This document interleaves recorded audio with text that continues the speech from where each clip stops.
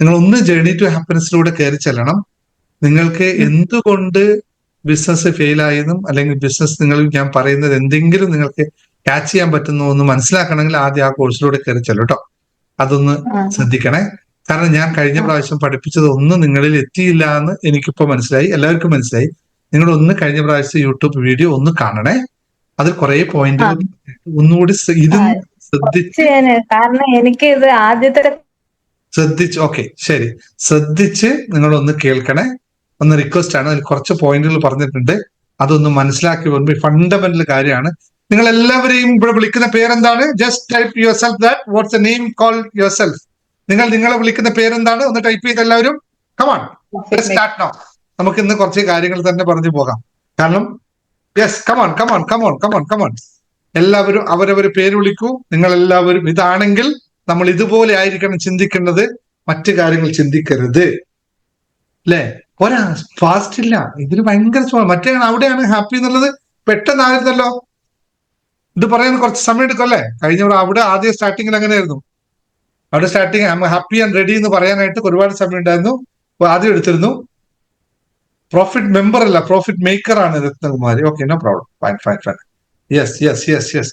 നമ്മുടെ എല്ലാം ലക്ഷ്യം ഒന്നേ ഉള്ളൂ, കച്ചവടത്തിൽ. ഞാൻ നിങ്ങൾക്ക് ക്ലാസ് എടുക്കുന്നതും നിങ്ങൾ എന്റെ ക്ലാസ് കേൾക്കാൻ നിൽക്കുന്നതും നിങ്ങൾ നാളെ പോയി ഓഫീസ് ചെയ്യുന്നതും എല്ലാം ഒറ്റ ലക്ഷ്യത്തിനാണ്. ആ ലക്ഷ്യത്തിന്റെ പേരാണ് പ്രോഫിറ്റ്. പ്രോഫിറ്റ്. ഇത് നമ്മുടെ നാവിൽ 24 മണിക്കൂർ വേണം. ഒരു ഫോൺ കോൾ വരുന്നുണ്ടെങ്കിൽ ഞാൻ പറഞ്ഞിരുന്നു, എടുക്കുമ്പോ ആലോചിക്കണം, ഇതിൽ എനിക്കെന്താണ് ലാഭം. ഈ class only four business people ആണ്. മറ്റുള്ളവർ കേട്ടിട്ട് ഇങ്ങനെയാണോ സാറ് പഠിപ്പിക്കുന്നത് ചോദിക്കുന്നത്. അവിടെ ഇത് പഠിപ്പിക്കില്ല, ഇവിടെ മാത്രമേ പഠിപ്പിക്കുള്ളൂ. ഓരോ ഫോൺ കോളും എണ്ണണം, എനിക്കെന്താണ് കിട്ടുക. Are you ready for it? Right. അപ്പോൾ നമ്മൾ കഴിഞ്ഞ പ്രാവശ്യം പറഞ്ഞിരുന്നു, നമ്മളുടെ ഏറ്റവും വലിയ ഇൻവെസ്റ്റ്മെന്റ് നമ്മുടെ എന്താണ്? ടൈമിലാണ് നമുക്ക് മണി. അപ്പോൾ കുറഞ്ഞ ടൈമിൽ കൂടുതൽ കൂടുതൽ മണി ലഭിക്കണമെങ്കിൽ നമ്മൾ എന്ത് ചെയ്യണം? കുറഞ്ഞ സമയം കൂടുതൽ മണി. Then what you have to do more? കുറഞ്ഞ സമയത്ത് കൂടുതൽ പണം കിട്ടണമെങ്കിൽ എന്ത് കൂട്ടണം നമ്മൾ? കുറഞ്ഞ സമയം. സമയമില്ല നമ്മൾ. കുറഞ്ഞ സമയം എനർജി കൂട്ടണം. അപ്പൊ ഇതാണോ എനർജി? ബിസിനസ്സുകാരുടെ എനർജിയാണോ ഈ കാണുന്നത്? ക്യാമറ ഓഫ് ചെയ്തിട്ട് അങ്ങോട്ടും ഇങ്ങോട്ടും നടക്കുന്നതാണ് ബിസിനസ്സുകാരുടെ എനർജി. Let's see that. കാണിച്ചേ, എനർജി ഒന്ന് കാണിച്ച എല്ലാവരും. ഓഹോ, ഒരു പുഞ്ചിരി വരില്ല. ഓ, എനർജി പിടിച്ചിരിക്കുന്ന ആൾക്കാർ വിറയലൊക്കെ കണ്ടില്ല നമ്മൾ. എനർജി വരുമ്പോ ബിസിനസ് എന്ന് പറയുമ്പോ അകത്ത് അടുന്നൊരു ആളല് വരണം അകത്തുനിന്ന്. എത്ര പേരുണ്ട് എനർജി കൂട്ടാൻ? ആശാരത എന്താ ചായ കുടിക്കുകയാണോ? നല്ല കാപ്പി കുടിക്കുക. എനർജി കിട്ടും അല്ലേ? എനർജി ഉണ്ടാക്കിയാൽ മാത്രമേ ബിസിനസ് കൂടുള്ളൂ. നിങ്ങൾ ആ ഓഫീസിലേക്ക് കയറി ചെല്ലുന്നു, അല്ലെ നിങ്ങൾ ഒരു ക്ലയന്റിന്റെ അടുത്ത് പോകുന്നു എങ്കിൽ ആ ക്ലയന്റ് പറയുന്നു, തിരിച്ച വരുന്നുണ്ട്, ഇനി അവളെ മുമ്പ് രക്ഷപ്പെടാൻ എനിക്ക് പറ്റില്ല, ഈ സാധനം മേടിച്ചേ പറ്റൂ. രാധിക ഇരിക്കുന്ന പോലെ ഇരുന്ന കസ്റ്റമർ അതിന്റെ വഴിക്ക് പോകും. രാധിക നേരം ഇരിക്കും. എനർജിയാണ് ഇങ്ങനെ. ഞാൻ എനർജിയെ പറ്റി പഠിപ്പിക്കണം. അവിടെ എനർജി തൂക്കം വെച്ചിരിക്കണം അല്ലെ? വരുമ്പോ തന്നെ പറയണം. ജിഷ ബൈജു വിളിക്കുമ്പോ പറയണ ആൾക്കാർ വന്നു, ജിഷ ബൈബിന്റെ കോള്, ഇനി ഇതിൽ രക്ഷപ്പെടാൻ പറ്റില്ല, അവൾ എങ്ങനെ പറഞ്ഞാലും എന്നെ കുപ്പിയിൽ ഇറക്കും എന്ന് തോന്നണം അല്ലെ? ഇതിന് റെഡിയാണോ നിങ്ങൾ? ഇത് പഠിക്കണ്ടേ? അപ്പോൾ ഓരോ നിമിഷവും ഇതിൽ തന്നെ ശ്രദ്ധിച്ച് തന്നെ ഇരിക്കണം. നമ്മൾ ഫുൾ ടൈം അലേർട്ട് ആയിരിക്കണം. എന്തുകൊണ്ട് തോറ്റു എന്നതിന്റെ ഉത്തരമല്ല, എന്തുകൊണ്ട് വിജയിച്ചില്ല എന്നതിന്റെ ഉത്തരം തേടും. നിങ്ങൾ എന്തുകൊണ്ട് തോറ്റു എന്ന് അന്വേഷിക്കാൻ പോകണ്ട. പറഞ്ഞ പോയിന്റ് മനസ്സിലായല്ലോ? എന്തുകൊണ്ട് തോറ്റു എന്നത് വിഷയമല്ല, എന്തുകൊണ്ട് ഞാൻ വിജയിച്ചില്ല എന്നാലോചിക്കാം. തോൽക്കാൻ 100 വഴികൾ ഉണ്ടാവും, വിജയിക്കാൻ ഒരു വഴി മാത്രമേ ഉണ്ടാവുള്ളൂ. എന്താണ്? ശരിയായി ചെയ്യുക എന്ന വഴി മാത്രം. തോറ്റിട്ടുണ്ടെങ്കിൽ അതിന്റെ അർത്ഥം എന്തായിരിക്കും? വിജയിക്കാൻ ഒരു വഴി മാത്രമേ ഉള്ളൂ, ശരിയായി കാര്യങ്ങൾ ചെയ്യുക. അപ്പോൾ തോറ്റു പോയിട്ടുണ്ടെങ്കിൽ എന്തായിരിക്കും കാര്യം? തോറ്റവരുടെ എല്ലാവരോടുള്ള ചോദ്യമാണ്, തോറ്റു പോയിട്ടുണ്ടെങ്കിൽ എന്താണ് സംഭവം? ശരിയായി ചെയ്തില്ല അല്ലെ? അപ്പോൾ ആകെ കൂടി ചെയ്യേണ്ടത് ശരിയാക്കി ചെയ്യുക. ഇത്രയല്ലേ ഉള്ളൂ, ലളിതല്ലേ? അപ്പൊ നമ്മൾ ചെയ്തതിന്റെ തെറ്റല്ലേ നമ്മുടെ ബിസിനസ് തോറ്റത്? നമ്മളടുത്ത് ഒരു ക്ലയന്റ് ബിസിനസ് അതെ. തോറ്റതെന്ന് മാത്രം പറഞ്ഞാൽ മറ്റൊരു ഇത് പറയാം. ഒരു ക്ലയന്റ് നമ്മളെടുത്ത് ഒരു പ്രൊഡക്റ്റ് വാങ്ങിക്കുന്നില്ല, ഇൻഷുറൻസ് പോളിസി വിൽക്കാൻ വേണ്ടി നമ്മൾ പോയതാണ്, ആ ക്ലയന്റ് നമ്മളെടുത്ത് വാങ്ങിച്ചില്ല. റീസൺ ഞാൻ കഴിഞ്ഞ പ്രാവശ്യം പറഞ്ഞത് എനിക്ക് XYZ റീസൺ ഉണ്ടാവാം. പക്ഷെ എന്തുകൊണ്ട് അയാൾ എന്റെ അടുത്ത് വാങ്ങിച്ചില്ല എന്നുള്ളത് നമ്മൾ പറയുന്നത് എന്താണെന്നറിയോ? അവർക്ക് എന്നെ ഇഷ്ടമല്ല, അയാൾക്ക് എന്നെ ഇഷ്ടമല്ല, അല്ലേ? ഇതൊക്കെയല്ലേ നമ്മൾ പറയാം. അത് വേണ്ടാത്തതാണോ വേണ്ടതാണോ ഒന്നും ഇതിൽ അയാൾക്ക് തന്നെ ഇഷ്ടമല്ല, അതുകൊണ്ട് അയാൾ എന്നെ വാങ്ങിച്ചില്ല. ഇതൊക്കെ ഞാൻ സെയിൽസിലേക്ക് വരുമ്പോൾ പറഞ്ഞുതരാം കേട്ടോ. നമ്മൾ എന്തൊക്കെയാണ് സംഭവിക്കുന്നത് സെയിൽസിൽ വരുമ്പോൾ പറഞ്ഞുതരാം. ഇന്ന് നമ്മൾ നേരത്തെ പഠിച്ച 3 പോയിന്റുകൾ പിന്നെയാണ് പഠിച്ചിരുന്നു. ഏതാണ്? ഒരു സക്സസ്ഫുൾ ബിസിനസ്സുകാരന്റെ, അല്ലെ, mind set of successful business ഓണറിന്റെ 3 കാര്യങ്ങളിൽ നമ്മൾ പഠിച്ചത്. ഇനി 4ാമത്തെ കാര്യം ഇന്ന് പഠിക്കാം. Stay humble and avoid over confidence എന്ന് പറയുന്ന സാധനം. Stay humble and avoid over confidence എന്ന് പറയുന്ന കാര്യം, അതായത് വിനയം പാലിക്കുക, അമിത ആത്മവിശ്വാസം ഒഴിവാക്കുക. ഈ പോയിന്റ് നിങ്ങൾ എത്ര പേർക്ക് ഉണ്ടായെന്ന് വെച്ചാൽ, വിനയമില്ലായ്മയും അമിത ആത്മവിശ്വാസവും ഉണ്ടായിട്ടില്ലേ നിങ്ങൾക്ക് പലപ്പോഴും? തോറ്റവരോടാണ് ചോദ്യം. ഉണ്ടായിട്ടില്ലെങ്കിൽ ഇനി എപ്പോഴെങ്കിലും ഉണ്ടാവുന്നതിന് ശ്രദ്ധിക്കുക. നമ്മൾ എപ്പോഴും വിനയാന്വിതനായിരിക്കണം, ആത്മവിശ്വാസം വേണം, അമിത ആത്മവിശ്വാസം പാടില്ല. എന്താണ് സംഭവിക്കാന്നറിയോ? നമ്മൾ അമിത ആത്മവിശ്വാസം കൊണ്ട് പല ബിസിനസ്സുകളും ചെയ്യുമ്പോൾ, ഇതിപ്പോ നിങ്ങൾക്ക് എത്രത്തോളം റിലവന്റ് ആണെന്ന് എനിക്കറിയില്ല, ചില ബിസിനസ്സുകാരുണ്ട് എല്ലാ സാധനവും മേടിച്ചു, മൂവ്മെന്റ് ഉണ്ടോ നോൺ മൂവ്മെന്റ് ഉണ്ടോ ഒന്നും ആലോചിക്കില്ല. ഇതിപ്പോ ഇവിടെ നിങ്ങൾ ആരോട് കണക്ട് ചെയ്ത് പറയണമെന്ന് എനിക്കറിയില്ല. നിങ്ങൾ ഓരോ ബിസിനസ് വെച്ചാൽ നമുക്ക് മൂവ്മെന്റ് ഉണ്ടോ ഇല്ലതൊന്നും അറിയില്ല, എനിക്കത് പറ്റും, എൻ്റെ കാശുണ്ട്, ഞാൻ മേടിച്ചു വെച്ചോളൂ എന്ന് കരുതി എല്ലാ സാധനവും മേടിച്ചോ. അല്ലെങ്കിൽ നമ്മൾ ജോലിക്ക് ആളെ വെക്കുമ്പോൾ ഏത് ആളെ വേണമെങ്കിലും വെച്ചു കളയും. ഞാൻ ഡയറക്റ്റ് മാർക്കറ്റിംഗ് ചെയ്യുന്നവരോട് പറയാം, നിങ്ങൾ എപ്പോഴും ശ്രദ്ധിക്കേണ്ടത്, നിങ്ങൾക്ക് ലെഫ്റ്റും റൈറ്റും ആളെ വേണമെന്ന് കരുതി നിങ്ങൾ ഓരോ ആളെ പിടിച്ചു കൂട്ടില്ലേ?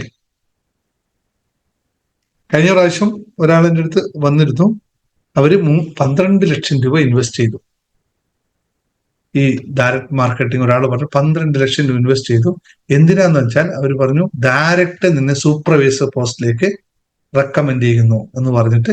നോർമലി 3 ലക്ഷം രൂപയുടെ സാധനം മേടിച്ചു കഴിഞ്ഞാൽ നോർമലി അതിലേക്ക് എൻറോൾ ചെയ്യാം. പക്ഷെ 12 ലക്ഷം രൂപ, ആരാ പറഞ്ഞത് എനിക്കറിയില്ല, 12 ലക്ഷം രൂപ കൊടുത്തു കഴിഞ്ഞാൽ നിങ്ങൾക്ക് സൂപ്പർവൈസർ പോസ്റ്റിലേക്കാണ്. അപ്പൊ അവര് പറഞ്ഞു, എന്നെ കൊണ്ട് പറ്റുമല്ലോ, എനിക്ക് ചെയ്യാമല്ലോ, സ്വയം പറ്റുമല്ലോ. 1 രൂപയുടെ സാധനം വിൽക്കാൻ പറ്റിയില്ല അവർക്ക്. ഇതിന്റെ പേരാണ് ഓവർ കോൺഫിഡൻസ്. ഇത് എപ്പോഴും ഓണർമാർക്ക് ഉണ്ടാവുന്ന ഒരു വിഷയമാണ്. ചിലപ്പോൾ ഒരു ബിസിനസ്, നിങ്ങൾക്ക് മറ്റൊരു ഉദാഹരണം പറയാം, ഒരു ബിസിനസ് വളരെ സക്സസ്ഫുൾ ആയിട്ട് നടക്കുന്നുണ്ടാവും, അപ്പൊ അതിൽ നല്ല കാശുണ്ടാവും, തൊട്ടടുത്ത് പോയിട്ട് തന്നെ വേറൊരു ബിസിനസ് തുടങ്ങും. ഞാൻ എന്ത് നടത്തിയാലും എന്നെ കൊണ്ട് പറ്റും, കാരണം ഞാൻ ഭയങ്കര നല്ല ബിസിനസ്സുകാരനാണ്. കുറച്ച് മാസം കഴിയുമ്പോൾ ആ സാധനം എന്ന് പറഞ്ഞ് പൊട്ടും, അത് പൊട്ടിക്കഴിയുമ്പോൾ ഇവിടെയും പൊട്ടും, അവസാനം എല്ലാം കയ്യിൽ നിന്ന് പോകും. വിനയം ഉണ്ടാവില്ല, അഹങ്കാരം വരും, ആത്മവിശ്വാസം മാറി അമിത ആത്മവിശ്വാസം ഉണ്ടാവും. അപ്പോ while a passion and confidence are important, overconfidence can lead to poor decision making. വളരെ ഓവർ കോൺഫിഡൻസ് ഉള്ളവർ എല്ലാവരും വളരെ പൂവർ ആയിട്ടുള്ള ഡിസിഷൻ മേക്കിംഗ് ആയിട്ട് പോവുക. പോയിന്റ് ഇതാണ്, നമ്മൾ എപ്പോഴും സ്റ്റേ ഹംബിൾ ആയിരിക്കണം, ഓവർ കോൺഫിഡൻസ് പാടില്ല. ഇത് നിങ്ങൾക്ക് എല്ലാ സ്ഥലത്തും അപ്ലൈ ചെയ്യാൻ പറ്റുന്നതാണ്. നമുക്ക് പുതിയ ആശയങ്ങൾ ഉണ്ടാക്കണം, ആശയങ്ങൾ നമ്മൾ സ്വീകരിക്കണം. സൃഷ്ടിപരമായ അല്ലെങ്കിൽ നോർമലായിട്ടുള്ള എല്ലാ വിമർശനങ്ങളെയും നമ്മൾ അക്സെപ്റ്റ് ചെയ്യാൻ തയ്യാറാണ്. നിങ്ങൾക്ക് ആരോടെങ്കിലും, ഞാനിപ്പോൾ ഒരു ഉദാഹരണം, നിങ്ങൾ ചെയ്തുകൊണ്ടിരിക്കുന്ന ഒരു ബിസിനസ്സിന് ഒരു ചെറിയ വിമർശനം വന്നാൽ നിങ്ങൾക്ക് അംഗീകരിക്കാൻ പറ്റുമോ? ഇപ്പൊ ഫിലോമിന ഒരു ബിസിനസ്സുമായിട്ട് ഒരാളുടെ അടുത്ത് പോവുകയാണ്, അയാൾ നിങ്ങളെ വിമർശിച്ചാൽ നിങ്ങൾക്ക് അക്സെപ്റ്റ് ചെയ്യാൻ പറ്റുമോ? പറ്റുന്നതാണ് വിജയം. കാരണം നിങ്ങൾ പറയുന്നത് കാര്യങ്ങൾ അയാൾക്ക് അംഗീകരിക്കാൻ പറ്റാത്തതോ അയാൾക്ക് മനസ്സിലാക്കാൻ പറ്റാതിരുന്നാൽ അയാൾ ഓട്ടോമാറ്റിക് ഒരു കൺസേൺ നമ്മോട് പറയും. പക്ഷെ ആ കൺസേൺ നമ്മൾ ഓൾറെഡി ഭയങ്കരമായിട്ട് ഓവർ കോൺഫിഡൻസ് ഉള്ള ആളാണെങ്കിൽ നമ്മൾ അതിനെ റിജക്ട് ചെയ്ത് കളയും. നമ്മൾ അവരോട് വിനയം പാലിക്കില്ല. അപ്പോൾ സംഭവിക്കുന്നത് എന്താണെന്നറിയോ? പിന്നെ ഒരിക്കലും അയാൾ നമ്മുടെ കസ്റ്റമറായി മാറില്ല. വരുമോ? നമ്മൾ ഒരാള് ഞാനിപ്പോ ക്ലാസ് എടുക്കുന്നു, നിങ്ങൾ ഫോർ എക്സാമ്പിൾ തന്നെ പറയാം, ഞാൻ നിങ്ങൾക്ക് ക്ലാസ് എടുത്തുകൊണ്ടിരിക്കുന്നു, എന്റെ പരിമിതമായ വിവരം വെച്ചിട്ട് ഞാൻ നിങ്ങൾ ക്ലാസ് എടുത്തുകൊണ്ടിരിക്കുന്നു. Nobody is perfect in this world. ഞാൻ പറഞ്ഞൊരു കാര്യത്തെ നിങ്ങൾ ജസ്റ്റ് സാറേ ഇത് അങ്ങനെയല്ല സാറ് പറയേണ്ടത്, ഇങ്ങനെയാണ് പറയേണ്ടത് എന്നുള്ള ഒരു സൃഷ്ടിപരമായ വിമർശനം അല്ലെങ്കിൽ അക്സെപ്റ്റബിൾ കൺസ്ട്രക്റ്റീവ് ക്രിട്ടിസൈസം ഒരാൾ നടത്തിയാൽ ഞാൻ അതിനെ റിജക്ട് ചെയ്ത് കഴിഞ്ഞാൽ, അല്ലല്ല ഞാൻ പെർഫെക്റ്റ് ആണ്, ഞാൻ പറഞ്ഞത് മാത്രമേ ശരിയുള്ളൂ എന്ന മോഡിലേക്ക് പോയി കഴിഞ്ഞാൽ നെക്സ്റ്റ് ടൈം അയാൾ എന്റെ ക്ലാസ്സിൽ വന്നിരിക്കുമോ? നിങ്ങളിരിക്കും. ഞാൻ നിങ്ങളെ കംപ്ലീറ്റ് ആയിട്ട് റിജക്ട് ചെയ്തു, നിങ്ങൾ പറഞ്ഞൊക്കെ തെറ്റാണെന്ന് കംപ്ലീറ്റ് പറഞ്ഞ് വെറുതെ കുഴമ്പ് പറഞ്ഞു കഴിഞ്ഞാൽ പിന്നെ നെക്സ്റ്റ് ടൈം നിങ്ങൾക്ക് എന്റെ ക്ലാസ്സിൽ വന്നിരിക്കാൻ തോന്നുമോ? സ്വാഭാവികം ഇല്ലല്ലോ. ഇതേപോലെ നിങ്ങളൊരു സ്ഥലത്ത് ഞാൻ ഇന്നലെ നടന്ന ഒരു കാര്യമാണ്, അത് നിങ്ങളോട് പറയാം. ഞാൻ ഇന്നലെ ഒരു റെസ്റ്റോറൻറ്റിൽ ഭക്ഷണം കഴിക്കാൻ പോയി രാത്രി. ഇതെല്ലാം കണക്റ്റഡ് ബിസിനസ് ആയതുകൊണ്ട് എല്ലാം കണക്ട് ചെയ്ത് പറയണേ. ഇന്നലെ ഞാൻ റെസ്റ്റോറൻറ്റ് ഭക്ഷണം കഴിക്കാൻ പോയി. നല്ല തിരക്കാണ്, എല്ലാവരും തിരക്ക്. ശനിയാഴ്ച ആയതുകൊണ്ട് എല്ലാ റെസ്റ്റോറൻറ്റ് തിരക്കാണ്. എനിക്കിവിടെ എന്റെ വീടിന്റെ 6 ബിൽഡിംഗ് ചുറ്റുവട്ടത്ത് 24 റെസ്റ്റോറൻറ്റ്, 6-8 ബിൽഡിംഗ് ചുറ്റുവട്ടത്ത് അത്രയും റെസ്റ്റോറൻറ്റ് ഇല്ല. അപ്പൊ ഞാൻ പോയപ്പോ എല്ലായിടത്തും നല്ല റഷാണ്, നല്ല തണുപ്പായതുകൊണ്ട് നല്ല റഷാണ്. ഞങ്ങൾ ഭക്ഷണം കഴിക്കാൻ കയറിയിരുന്നു. സത്യം പറഞ്ഞാൽ ഭക്ഷണം വന്നു കഴിക്കും ആദ്യമൊക്കെ നല്ല രസമുള്ള പുതിയ നല്ല ഒരു സ്റ്റാർട്ടപ്പ് ഒക്കെ ആയിരുന്നു. വായി വെക്കാൻ കൊള്ളാത്ത ഭക്ഷണം. ആദ്യം ഞാനോട് അവിടെ കണ്ടപ്പോൾ നല്ലൊരു സംഭവമുണ്ട്, കപ്പയും മത്തിക്കറിയും കണ്ടു. അപ്പൊ ഞാൻ കരുതി, പിള്ളേർ പറഞ്ഞു എനിക്ക് വേറെ നാന് വേണം, വൈഫ് പറഞ്ഞു ഓക്കെ വെള്ളയപ്പം വേണം. ഞാൻ കപ്പ കണ്ടപ്പോൾ വെച്ച് കപ്പ ആയിക്കോട്ടെ എന്ന് കരുതി. അങ്ങനെ ഞാൻ കപ്പയും മീൻകറിയും ഓർഡർ ചെയ്തു. കുറച്ച് സമയം കഴിഞ്ഞു അത് കൊണ്ടു തന്നു. ഞാൻ കപ്പ ഇങ്ങനെയും കപ്പയുണ്ടല്ലോ എന്ന് പറഞ്ഞിട്ട് കട്ട് ചെയ്ത് കപ്പ കഴിക്കുമ്പോൾ കപ്പയുടെ ടേസ്റ്റ് അല്ലല്ലോ സാധനം, കപ്പ ഇങ്ങനെയും കപ്പയുണ്ടോ, ഇത് എപ്പോഴാണ് നാട്ടിലെ കപ്പയൊക്കെ മാറിയതെന്ന് ആലോചിച്ച ഒരു ചക്കയുടെ മണം കപ്പയ്ക്ക്, രണ്ടും തമ്മിൽ ശരിയാവില്ലല്ലോ ദൈവമേ. പിന്നെ ഞാൻ വെച്ചാൽ അല്ലല്ലേ എനിക്ക് തെറ്റിയതായിരിക്കും. ഞാൻ വൈഫിനോട് ഇത് ചക്കയാണോ കപ്പയാണ്? അപ്പൊ ആ ഒരു കൺഫ്യൂഷൻ വന്നു. എന്തായാലും കറിയൊക്കെ അല്ല, അതിന് കൂട്ടി നമ്മൾ കഴിക്കാൻ തുടങ്ങി. ഇല്ല എന്തായാലും ചക്കയായി കപ്പയല്ല. കാരണം ചക്കയ്ക്ക് ഒരു തരം ഇതുണ്ടാവില്ലേ, നമ്മളെന്താ പറയാ, ഒരു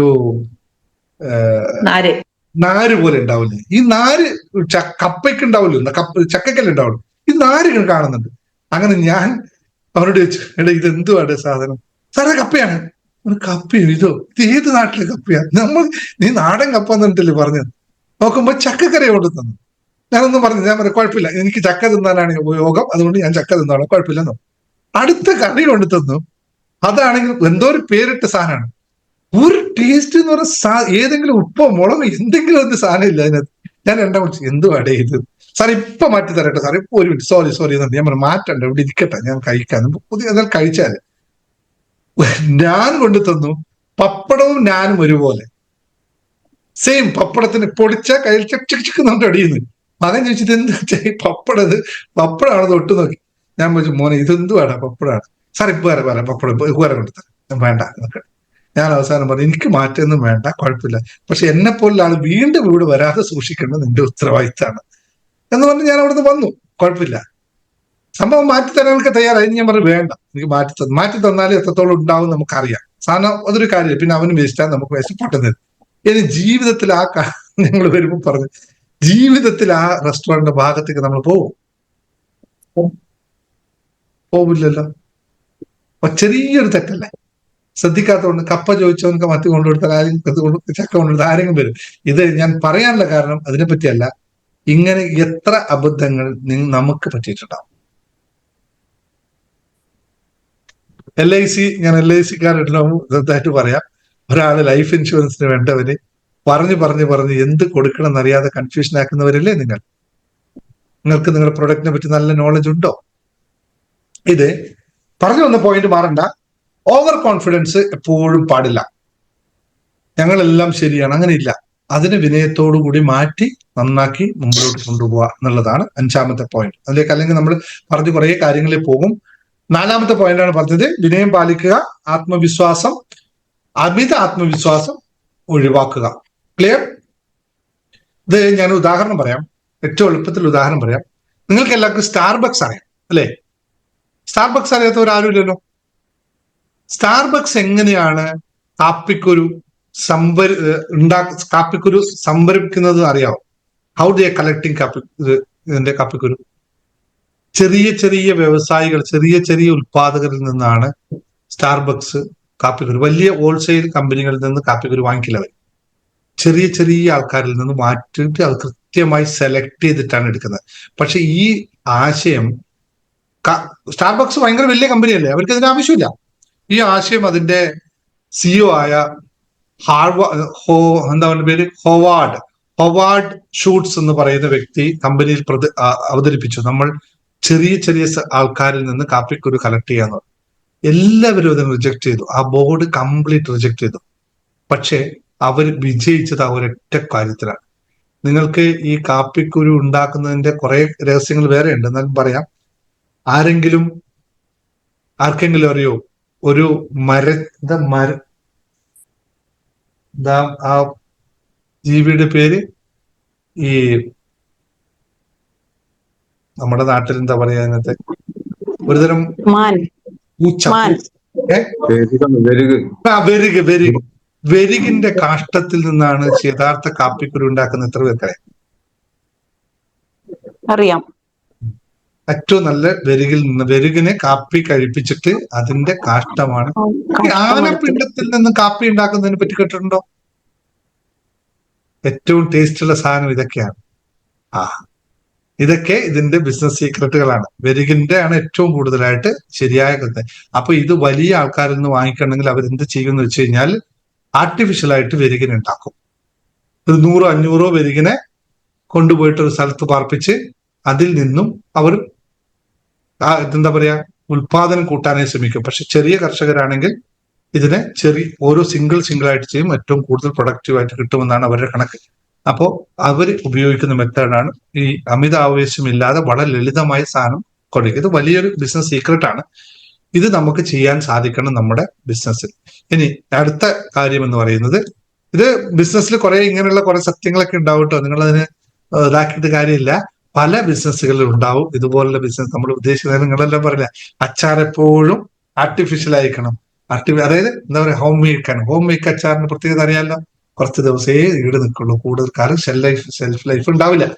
അപ്പൊ അങ്ങനെയൊക്കെ കുറെ കാര്യങ്ങളിൽ ബിസിനസ് പോളിസിയിൽ വ്യത്യാസം വരും. ഇനി 5ാമത്തെ കാര്യം, build true mutually beneficial relationship. അതായത് യാഥാർത്ഥ്യവും പരസ്പര പ്രയോജനകരവുമായ ബന്ധങ്ങൾ കെട്ടിപ്പടുക്കുക.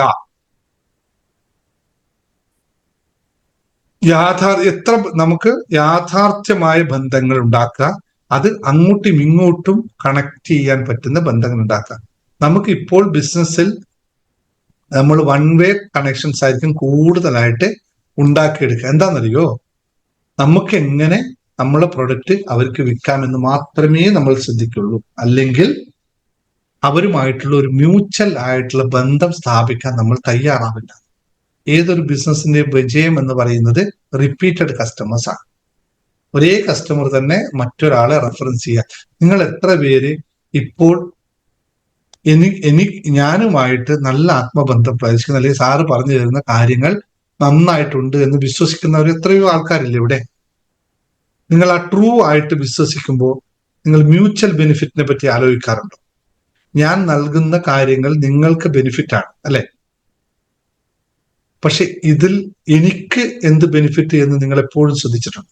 ഞാനത് ഉദാഹരണം പറയാണ്. ഇതെന്നല്ല കേട്ടോ, സിറ്റുവേഷൻ അല്ല, ഇതൊരു ഉദാഹരണം പറയാണ്. എന്ന് വെച്ചാൽ സിമ്പിൾ ആയിട്ട് ഈസി ആയിട്ട് പറയാം. നിങ്ങളെടുത്ത് ഒരു പ്രൊഡക്റ്റ് ഉണ്ട്, ഓക്കെ? ജോലിയുടെ അടുത്ത് ഒരു പ്രൊഡക്റ്റ് ഉണ്ട്, വെള്ളം അല്ലെ? ജോലി വാട്ടർ അല്ലേ? അല്ല, എന്താ നിങ്ങൾ പ്രൊഡക്റ്റ് പറഞ്ഞത്? മറന്നുപോയി. അതെ, വാട്ടർ എന്നല്ലേ പറഞ്ഞത്? എല്ലാം അല്ലേട്ടെ, എനിക്ക് ആള് മാറിപ്പോയെന്ന് തോന്നിപ്പോയി. അങ്ങനെ മാറാറില്ല. പാലയിൽ ചുറ്റുവട്ടത്തുള്ള ആൾ എത്ര പേര് ജോലിയുടെ വെള്ളത്തിന് ഓർഡർ കൊടുക്കാൻ പറ്റും ഇവിടെ? മ്യൂച്വൽ ബെനിഫിറ്റ് എന്ന് പറഞ്ഞ ഇതാണ്. പാലക്കാട് ഇവിടെ കുറെ പേരുണ്ടല്ലോ അല്ലെ, പാല ചുറ്റുവട്ടത്തൊക്കെയാണ് ജോലിയിലെ വാട്ടർ സപ്ലൈ അല്ലെ, പാല അല്ല ജോലി പറഞ്ഞ എന്താണ് വെള്ളത്തിന്റെ പേര് ഞാൻ പറഞ്ഞു, എന്താണ്? പാലാഴി. ആ, പാലയിലെ പാലാഴിക്ക് മ്യൂച്വൽ ആയിട്ട് ഓർഡർ കൊടുക്കാൻ പറ്റുന്ന ഒരുത്തരുണ്ട്. ഇതാണ് മ്യൂച്വൽ ബെനിഫിറ്റ്. അപ്പോ അടുത്ത എന്താണെന്നറിയോ, ഞാൻ ഉദാഹരണം പറയാം. ജോലിക്ക് വാട്ടറിന്റെ ഓർഡർ ലതാംബിക കൊടുത്താൽ ലതാംബികയുടെ ബ്രെഡിന്റെ ഓർഡർ ജോലി അങ്ങോട്ട് കൊടുക്കും. എന്ന് വെച്ചാൽ ആരെങ്കിലും ഒരു വഴിക്ക് ഇങ്ങനൊരു മെഡിക്കൽ ബെഡിന്റെ കാര്യം, മാഗ്നറ്റിക് ബെഡിന്റെ കാര്യം പറഞ്ഞാൽ ജോലി പറയും അതിന് നമ്മുടെ താളുണ്ടല്ലോ, ഞാൻ ഒരാളെ കണക്ട് ചെയ്ത് തരാം. ഒന്നുമില്ല, ജസ്റ്റ് ഒരു കണക്ടിവിറ്റി. ഇത് ബിസിനസിന്റെ ഏറ്റവും വലിയ ഫണ്ടമെന്റൽ ആയിട്ടുള്ള നിയമം. അതേപോലെ നിങ്ങൾക്ക് ചെയ്യാൻ പറ്റും. മറ്റൊരു ഐഡിയ പറഞ്ഞു തരട്ടെ. ഞാൻ ഇവിടെയൊക്കെ ക്ലാസ് എടുക്കുന്നുണ്ട് അല്ലെ, ആരെങ്കിലും സങ്കടമോ പരാതിയോ പരിഭവോ ഇതൊക്കെ പറഞ്ഞു പോകുമ്പോ ഞാനൊരു വഴി പറഞ്ഞു തരാം, ഈ സാറിന്റെ ക്ലാസ് കാണൂ, പോകൂ, ഇന്ന ക്ലാസ് ജോയിൻ ചെയ്യൂ എന്ന് പറയാൻ പറ്റുന്നുണ്ടോ? ആഹാ, ഞാൻ ഇങ്ങനെ ചില ഗോളുകൾ അടിച്ചു കളി അല്ലെ. ബിസിനസ് അല്ലേ, ഇവിടെ എപ്പോഴും നമ്മൾ അങ്ങനെ ആയിരിക്കും അല്ല പറഞ്ഞില്ല, പറഞ്ഞത് ഇത് ഇങ്ങനെ ആയിരിക്കും നമ്മൾ അറിയാതെ പറഞ്ഞു പോകുന്നത്. അപ്പോ ഇത് നിങ്ങൾ ഡയറക്റ്റ് മാർക്കറ്റിംഗ് ചെയ്യുന്നവർക്ക്, LICക്കാർക്കൊക്കെ ഇങ്ങനെ സുഖമായിട്ട് ബിൽഡ് ചെയ്ത് കൊണ്ടുപോകുന്നതാണ്. പക്ഷെ അതിലാണ് ആദ്യത്തെ വേർഡ് ഞാൻ ഉപയോഗിച്ച ബിൽഡ് ട്രൂ, സത്യസന്ധമായിരിക്കണം. Build true mutually beneficial relationship. ഇത് വളരെ ശ്രദ്ധിക്കണം. ഈ പറഞ്ഞതിൽ കളങ്കം ചേർക്കരുത്. കളങ്കം ചേർത്ത് കഴിഞ്ഞാൽ ഒരു പ്രാവശ്യം ബെനിഫിറ്റ് കിട്ടും, സെക്കൻഡ് ടൈം അവരുമായിട്ട് യാതൊരു ബന്ധവും ഉണ്ടാവില്ല. ഇപ്പൊ ബാംഗ്ലൂരിൽ ഒരു ഫംഗ്ഷൻ, എന്റെ ഫ്രണ്ടിന് ഒരു ഫംഗ്ഷൻ നടക്കുകയാണെന്ന് എടുക്കുക, എന്റെ പരിചയത്തിലുള്ള ഫ്രണ്ടിന് ബാംഗ്ലൂരിൽ പരിചയം നടക്കുകയാണ്. എനിക്ക് ഇപ്പോൾ ജോസഫിന് നല്ല വിശ്വാസമാണ്, കാറ്ററിംഗ് നടത്താൻ വിശ്വാസമാണ്. ഒരു 200-300 ആൾക്കുള്ള കാറ്ററിംഗ് ജോസഫ് തരാൻ തയ്യാറാണെന്ന് എനിക്കറിയാം. ജോസഫിന്റെ ഏരിയ ഞാൻ പറയാം, സീമയുള്ള നമ്മുടെ എന്താ പറയാ സ്ഥലത്തിന്റെ പേര് ഞാൻ പറഞ്ഞു, ആ ഭാഗത്ത് ഒരു സീമയുടെ വീട്ടിൽ ഒരു ഫംഗ്ഷൻ നടക്കുകയാണ്. അപ്പോൾ ഞാൻ ഉദ്ദേശിച്ച് സീമ സംസാരിക്കുമ്പോൾ ഞാൻ പറയും, അതിന് നമ്മുടെ അടുത്ത ഒരാളുണ്ടല്ലോ, നമുക്ക് ജോസഫിനെ വിളിച്ചാൽ മതി, ജോസഫ് ശരിയാക്കി തരും എന്ന് ഞാൻ പറയുകയും, എന്റെ വിശ്വാസത്തിൽ ജോസഫിന് സീമക്ക് അറിയില്ല, എന്റെ വിശ്വാസം അല്ലെങ്കിൽ സ്മിതക്ക് അറിയില്ല, എന്റെ വിശ്വാസത്തിൽ ജോസഫിനെ അവര് വിളിക്കുകയും ജോസഫ് സാറ് പറഞ്ഞതല്ലേ എന്ന് പറഞ്ഞിട്ട് സന്തോഷപൂർവ്വം നല്ല സത്യസന്ധമായി ആ കാറ്ററിംഗ് അവിടെ നടത്തി കഴിഞ്ഞാൽ അടുത്ത സമയത്ത് സീമയുടെ ബന്ധുവിന്റെ വീട്ടിൽ ഇതേപോലെ ഫംഗ്ഷൻ ഉണ്ടായാൽ സീമ ആരെ വിളിക്കും? ആദ്യം ജോസഫിനല്ലേ വിളിക്കുള്ളൂ.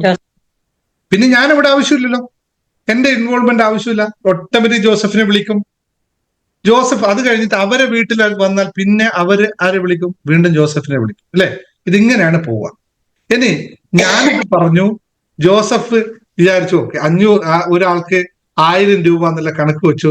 ജോസഫ് അതിനകത്ത് കുറച്ച് വെള്ളമൊക്കെ ചേർത്ത്, സാറ് പറഞ്ഞു സാറ് ഇത് കാണാനില്ല, ഇവര് കഴിഞ്ഞില്ല, ഒറ്റ പ്രാവശ്യം വാങ്ങിക്കുള്ളൂ, ഇനി ഇവര് വാങ്ങിക്കൊന്നുമില്ല, ഇവർക്ക് ഒരു പരിപാടിയല്ലേ ഉള്ളൂ എന്നും കരുതി ജോസഫ് കുറച്ച് വെള്ളമൊക്കെ ചേർത്ത് കൊടുത്തു കഴിഞ്ഞാൽ ആദ്യം അവിടെ ട്രൂ റിലേഷൻഷിപ്പ് ഉണ്ടാവില്ല.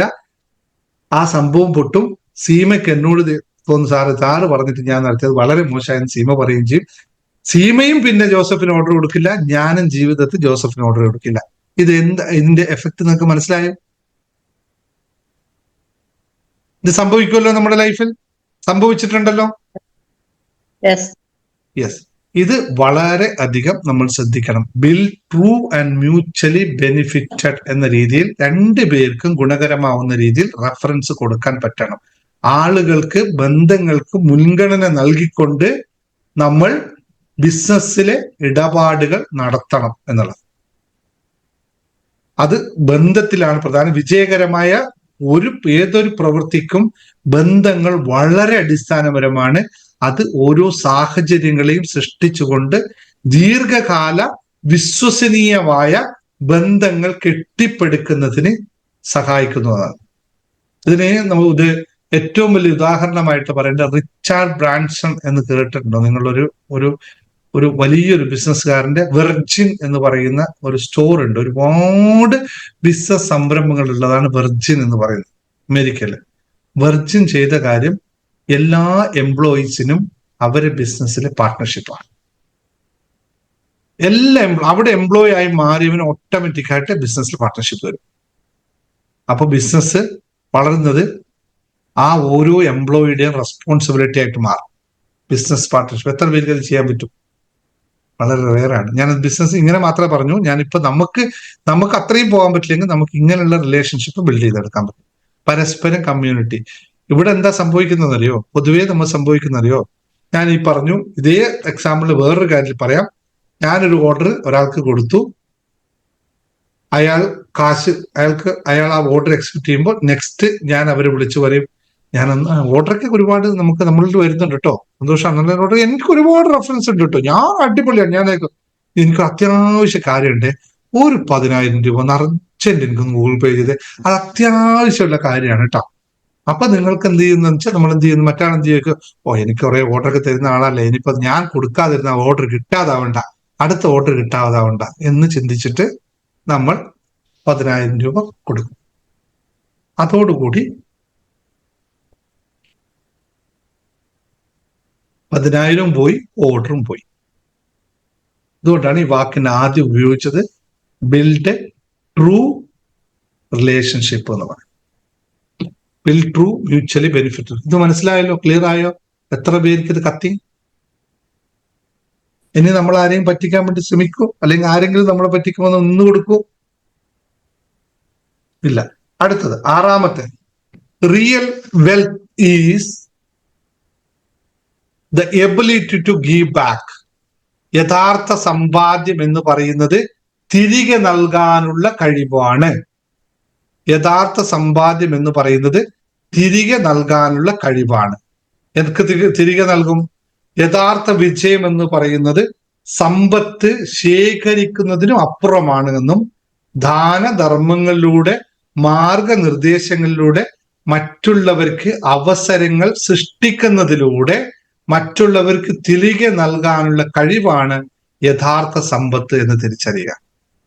അതായത് വിജയകരനായ ഒരു സംരംഭകൻ അല്ലെങ്കിൽ ഒരു ബിസിനസ്സുകാരൻ എന്നത് സമൂഹത്തിന് സംഭാവന നൽകുന്നതിന്റെ ശക്തിയാണ് അവനെ യഥാർത്ഥത്തിൽ വലിയവനാക്കുന്നത്.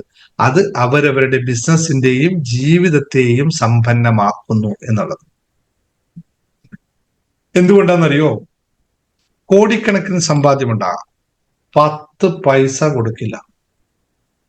പൈസയല്ല, വിശന്ന് വരുന്നവന് ഹോട്ടലാണ്, റെസ്റ്റോറന്റ് ആണ്, ലക്ഷക്കണക്കിന് രൂപയുടെ ബിസിനസ് നടക്കുന്ന റെസ്റ്റോറന്റ് ആണ്, വിശന്ന് വരുന്നവന് ഒരു നേരത്തെ ഭക്ഷണം കൊടുക്കില്ല. സമൂഹത്തിൽ വിലയുണ്ടാവോ അവന്? സമൂഹത്തിൽ വിലയില്ലാത്തവൻ ബിസിനസ് നടത്തിയാൽ ബ്രാൻഡ് നെയിം ഉണ്ടാവോ?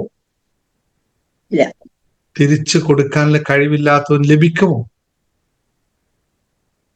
ഇല്ല. നമുക്കറിയാവുന്നതാണ്. എന്ന് വെച്ചാൽ എന്ത് കൊടുക്കുന്നു എന്നതല്ല, എന്ത് കൊടുക്കാനുള്ള മനസ്സുണ്ട് എന്നാണ്. എല്ലാ ദിവസവും കൊടുക്കണമെന്നല്ല ഇതിന്റെ അർത്ഥം. ആവശ്യമുള്ളിടത്ത് അറിഞ്ഞു കൊടുക്കാൻ പറ്റുന്നതാണ് കഴിവ്. ആർക്കാണ് നമ്മൾ പറയാണ്ട്, ചില ആൾക്കാർ ഇവിടെ നമുക്ക് ഫ്രീ ക്ലാസ് കൊടുത്ത ആൾക്കാരുണ്ട്, അവർക്ക് പൈസ ഇല്ലെങ്കിൽ കയറിക്കോ എന്ന് പറയും. പക്ഷെ അതുകൊണ്ട് അവർക്ക് ഉപയോഗം വരുന്നുണ്ടോ എന്ന് നോക്കും. അതുപോലെ നമുക്ക് എല്ലാവർക്കും കൊടുക്കാൻ പറ്റില്ല. നമുക്കൊരു റെസ്റ്റോറന്റ് ഉണ്ടോ, എല്ലാ ദിവസവും കൊടുക്കണം എന്നല്ല, എല്ലാ ദിവസവും ആർക്കും ഫ്രീ കൊടുക്കാനും പാടില്ല. ആ സമയം അറിഞ്ഞ് പ്രവർത്തിക്കാൻ പറ്റുന്ന ഒരാളാണ് യഥാർത്ഥ ബിസിനസ്സുകാരൻ. അതിന്റെ വാല്യൂ വളരെ വലുതായിരിക്കും. സമൂഹത്തിൽ സംഭാവന ചെയ്യുന്ന ആർക്കാണെന്നറിയോ? സംഭാവനയ്ക്ക് വന്ന പാർട്ടിക്കാർക്ക് ആദ്യം കൊടുക്കും. അതിൽ 50% അവൻ മുക്കും, 50% മാത്രമേ ഫണ്ടിലേക്ക് പോകുള്ളൂ. ആ ഫണ്ടിന്റെ 50% അവരും മുക്കും. അവസാനം യഥാർത്ഥത്തിൽ കിട്ടുന്നത് 10%. യഥാർത്ഥത്തിൽ ചെയ്യാൻ നമുക്ക് പറ്റും, ചെയ്താൽ പോരെ. നമ്മുടെ ചുറ്റുവട്ടത്തുള്ള 10 പേർക്ക് കൊടുക്കാം. ഇപ്പൊ ജോലിക്ക് വേണമെങ്കിൽ വെള്ളം സാധാരണ ഇല്ലാത്ത കുടുംബത്തിലേക്ക് പറയാം, നിങ്ങൾക്ക് കുറച്ച് ബോട്ടിൽ വെള്ളം കൊണ്ടുപോകും കേട്ടോ, വെറുതെ കൊടുക്കുക, കുടിവെള്ളമല്ലേ, ഒന്നും നടക്കില്ല. അവര് സന്തോഷത്തോടു കൂടി കഴിക്കാൻ പറ്റണം. അതുപോലെ എന്ന് വെച്ചാൽ നിങ്ങൾ ഓരോ പ്രൊഡക്റ്റ് അനുസരിച്ചിക്കണേ, നിങ്ങൾ പ്രൊഡക്റ്റ് അനുസരിച്ച് ഫ്രീ കൊടുക്കണേ. സ്വർണ്ണ വ്യാപാരി കൊണ്ടിട്ട് എന്നാ പിടിച്ചൊരു കമ്മൽ എന്നിട്ട് കൊടുത്താൽ താങ്ങുമെങ്കിൽ കൊടുത്തോട്ടോ. ഇപ്പൊ ശ്രീജയൊക്കെ പോയി കൊടുത്തേക്കല്ലേ, സാറ് പറഞ്ഞു സോ ഗീവ് എന്ന് പറഞ്ഞ് ശ്രീജ പോയിട്ട് നാളെ വഴിയെ പോകുന്ന ഇവിടെ നിനക്ക് കമ്മലല്ലേ ഇല്ലാത്ത നമ്മളൊരു കമ്മൽ വെച്ചാൽ 1 മാസം തീർന്നു. ആ മാസം ബിസിനസ് കൂട്ടിയിട്ട് കൊടുത്തോളൂ. നമ്മൾ അനുസരിച്ച് കൊടുക്കണേ, അല്ലെങ്കിൽ കൊണ്ടുപോയി കൊടുക്കരുത്. ശ്രീജ ഉണ്ട് ഇവിടെ? ഇല്ലല്ലോ. ശ്രീജ കൊടുത്തതല്ലേ, അതുകൊണ്ടാ. ജ്വല്ലറി സ്വർണ്ണമൊക്കെ എടുത്ത് കൊടുത്തോട്ടോ, സ്വർണ്ണമൊക്കെ കൊടുത്തോളൂ. പക്ഷെ ആഹാ, ഇവിടെ മിക്ക ആൾക്കാരും ക്യാമറയുടെ പിന്നിലാണല്ലോ. ഞാൻ മാത്രം, പൊതുവെ ആൾക്കാർ ക്യാമറ, ബിസിനസ്സുകാരാണോ നിങ്ങൾ ക്യാമറയുടെ പിന്നിൽ നിൽക്കുന്നത്? ഇഷാ ബാബു ഫ്രീ കൊടുത്തോട്ടോ, ഒരു കുട്ടിയൊക്കെ ഫ്രീ ആയിട്ട് പഠിപ്പിച്ചു. 100 കുട്ടി വന്നാൽ 100 കുട്ടി വന്നാൽ ജിന ബാബു ഒരു കുട്ടീനെ ഫ്രീ ആയിട്ട് പഠിപ്പിച്ചു, ഫ്രീ ആയിട്ട്. എന്നിട്ട് എല്ലാവരും പറയാം ഞാൻ ഒരു കുട്ടിയെ ഫ്രീ ആയിട്ട് പഠിപ്പിച്ചു. ഒരു വിഷയം അങ്ങനെ കൊടുക്കണം, കൊടുത്തോ. അത് മാത്രം, അത് ഭയങ്കര ബെനിഫിറ്റ് ആണ്. ആ കുട്ടിയും പഠിക്കും. പക്ഷെ അർഹരായ കുട്ടിയെ സെലക്ട് ചെയ്തൊന്ന് കൊടുത്തേക്ക്.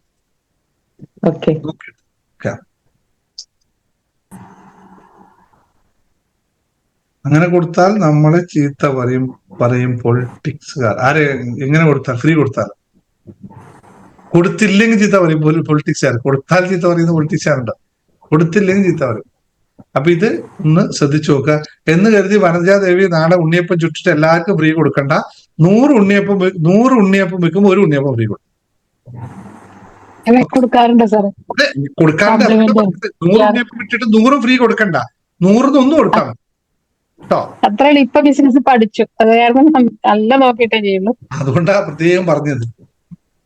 ഇല്ലെങ്കിൽ സാറ് നമ്മള് ഫ്രീ കൊടുക്കണം, എല്ലാം കൊടുക്കണമെന്നാ പറഞ്ഞത്. അതുകൊണ്ട് കൊടുത്തേക്കുന്നുണ്ട്. ഇതിനൊരു ഒരു സിസ്റ്റം ഉണ്ട്, അതിനനുസരിച്ച് പോവാം. അപ്പോ മനസ്സിലായല്ലോ. 6ാമത്തെ യഥാർത്ഥ സമ്പത്ത് എന്ന് പറയുന്നത് തിരികെ നൽകാനുള്ളതാണ്. അപ്പോൾ നമ്മൾ 6 കാര്യങ്ങളല്ലേ പഠിക്കാൻ വന്നത്? 6 മനസ്സിലായോ?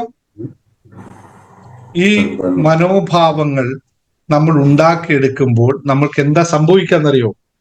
ഏത് ഉയർച്ച താഴ്ചയെയും നമുക്ക് പ്രതിരോധിക്കാനുള്ള കഴിവ് നമുക്കുണ്ടാവും.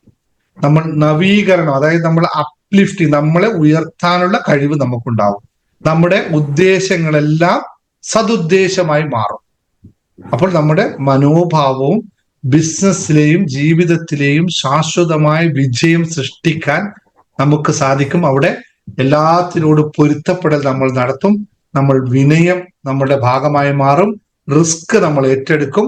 തിരികെ നൽകുന്ന കാര്യത്തിൽ നമ്മൾ ശ്രദ്ധ കാണിക്കും. എന്തൊക്കെയാണ് 6 കാര്യങ്ങൾ? വളരെ കൃത്യമായി ചെയ്യുമ്പോൾ നമ്മൾ അതിനകത്ത് പെർഫെക്റ്റായി ഒരു ബിസിനസ്സുകാരനാന്ന് പറയും. ഈ 6 പോയിന്റുകൾ ഒന്നുകൂടി പറഞ്ഞു തരണം. ഇത് നിങ്ങളാണോ അല്ലയോ എന്ന് നിങ്ങൾ ശ്രദ്ധിക്കണം. ഒന്നുകൂടി പറഞ്ഞു. 6 പോയിന്റ് ആർക്കൊന്നും പറയാൻ പറ്റും? 6 പോയിന്റ് ഒന്നുകൂടി പറഞ്ഞു. രഞ്ജൻ സാർ 6 പോയിന്റുകൾ ടക്ക് ടക്ക് എന്ന് പറഞ്ഞിട്ട് 1 2 3 4. ആദ്യത്തെ, തോൽവിയെ എങ്ങനെയാണ് കാണുന്നത്? ഓരോ തോൽവിയും പഠിക്കാനുള്ളതാണ്. ആദ്യത്തെ പോയിന്റ് തോൽവിയെ എങ്ങനെ കാണുന്നു എന്നല്ലല്ലോ സാർ. അതെ, തോൽവിയെ എങ്ങനെ കാണുന്നു. എംബ്രാസ്. ശരി, അത് ഓരോ തോൽവിയും പഠിക്കാനുള്ളതാണ് എന്നുള്ള. ഓക്കെ. അടുത്ത കൃത്യമായ follow up, data collection for connectivity. ആദ്യത്തെ പോയിന്റ് പരാജയത്തെ പാഠമായി സ്വീകരിക്കുക എന്നല്ല. എംബ്രാസ് ഫെയിലിയർ എന്നാണ്. പരാജയത്തെ പാഠമായി സ്വീകരിക്കുക എന്നാണ് 1ാമത്തെ പോയിന്റ്. നിങ്ങൾ എഴുതി വെച്ച്, ഞാൻ ചിലപ്പോൾ ഇങ്ങനെ പറഞ്ഞു പോകുമ്പോൾ ഇംഗ്ലീഷ് മലയാളം ട്രാൻസ്ലേഷനിൽ വരുന്ന വ്യത്യാസമായിരിക്കാം. 2ാമത്തത് ആണ് വൈരുദ്ധ്യമായ അല്ലെങ്കിൽ വൈരുദ്ധ്യമായ അനുഭവങ്ങൾക്ക് തയ്യാറാവുക. എപ്പോഴും B ready for contradictory experience. ഇത് മനസ്സിലാവാത്ത ആൾ വീണ്ടും വീണ്ടും ചോദിക്കണേ, ഇത് സംഭവം എന്താന്ന് എനിക്ക് പിടികിട്ടിയില്ല. കാരണം ഇത് മറ്റ് ക്ലാസ്സുകൾ പോലെ വെറുതെ ഇരിക്കേണ്ടതല്ല. നിങ്ങൾ ഇടപെട്ട് നിങ്ങൾ മനസ്സിലാക്കി എടുക്കേണ്ട ക്ലാസ് ആണ്. Okay,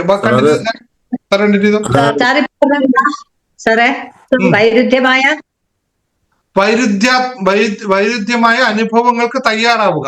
B ready for contradictory experience എന്നാണ്. അതായത് വ്യത്യസ്തമായ അനുഭവങ്ങൾ എപ്പോഴും ഉണ്ടായിക്കൊണ്ടേയിരിക്കും. അതിന് നിങ്ങൾ തയ്യാറായി നിൽക്കുക. പരസ്പര വിരുദ്ധമായിട്ടുള്ള അനുഭവങ്ങൾ തയ്യാറായിരിക്കണം. കറക്റ്റ്. അത് തന്നെയാണ് വൈരുദ്ധ്യാത്മം എന്ന് പറഞ്ഞത്. പരസ്പര വിരുദ്ധമായ കാര്യം. സാർ 3ാമത്തെ ഒന്നും കൂടെ പറയൂ. 3ാമത്തത് ടേക്ക് കാൽക്കുലേറ്റഡ് റിസ്ക്. അതായത് അപകട സാധ്യതകളുടെ, അത് വളർച്ചക്കായി കണക്കാക്കിയ അപകട സാധ്യതകൾ ഏറ്റെടുക്കുക. ടേക്ക് കാൽക്കുലേറ്റഡ് റിസ്ക് മലയാളത്തിൽ എങ്ങനെ വരുന്നു നിങ്ങൾ പറഞ്ഞു. ടേക്ക് കാൽക്കുലേറ്റഡ് റിസ്ക്, കൃത്യമായി കണക്ക് കൂട്ടി കാര്യങ്ങൾ. യെസ്, അങ്ങനെ. ബിസിനസ്സിൽ റിസ്ക് എടുക്കാൻ തയ്യാറാവണം. ഓരോ ദിവസത്തെയും ബിസിനസ് കൃത്യമായി കണക്കുകൂട്ടി മുന്നോട്ട് പോകണം. ഓക്കെ, അടുത്ത സ്റ്റേ ഹംബിൾ. ഒന്നുകൂടി ഇംഗ്ലീഷിൽ ടൈപ്പ് ചെയ്തില്ല, ഞാൻ ഇംഗ്ലീഷിലാണ് ഇത് എഴുതി തയ്യാറാക്കിയത്. അതുകൊണ്ട് ഇത് നമ്മുടെ ഇതിന്റെ ബുക്ക് ഇംഗ്ലീഷിൽ വരികയാണ്, ഇതിന് കൂടെ തന്നെയാണ് ഞാൻ എഴുതിക്കൊണ്ടിരിക്കുന്നത്. അതുകൊണ്ട് ഓരോ കാര്യങ്ങളും നിങ്ങൾക്ക് വീണ്ടും ക്വസ്റ്റ്യൻസ് ഇതിനിടയിൽ വന്നാൽ നമ്മൾ ആ ബുക്കിനകത്ത് ആ കാര്യം നമ്മൾ എഴുതി ചേർക്കും. ഞാൻ ചേർക്കാം. ബുക്സ് നമ്മുടെ ക്ലാസ് കഴിയുമ്പോഴും ബുക്കും കൂടി കംപ്ലീറ്റ് ആവണം. ഒന്ന് അടുത്ത് വായിച്ചു സാർ. അത് നാലാമത്തെ stay humble and avoid over confidence. വിനയാന്വിതമായി പെരുമാറുകയും ഒപ്പം അമിത വിശ്വാസം വെച്ചു പുലർത്താനും പാടില്ല. പിന്നെ യഥാർത്ഥവും പരസ്പര സംബന്ധവും സഹകരണവുമുള്ള രീതിയിൽ ബിസിനസ് ചെയ്യുക എന്നുള്ളത്. ബന്ധങ്ങൾ സ്ഥാപിക്കുക, പരസ്പര ബന്ധങ്ങൾ.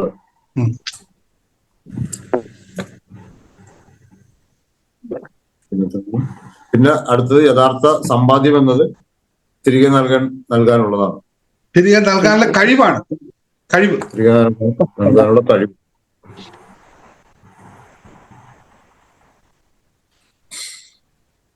ആറാമത്തെ. ഓക്കെ, അനുമോസി അതൊന്ന് പറഞ്ഞ് ഒന്നുകൂടി.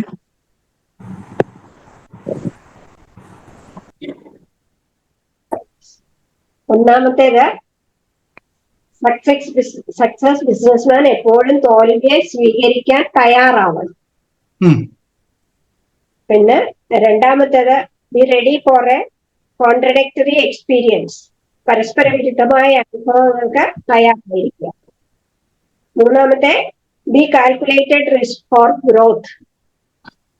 അതായത് കൃത്യമായ കണക്കുകൂട്ടലോടുകൂടി ബിസിനസ് ചെയ്യുക.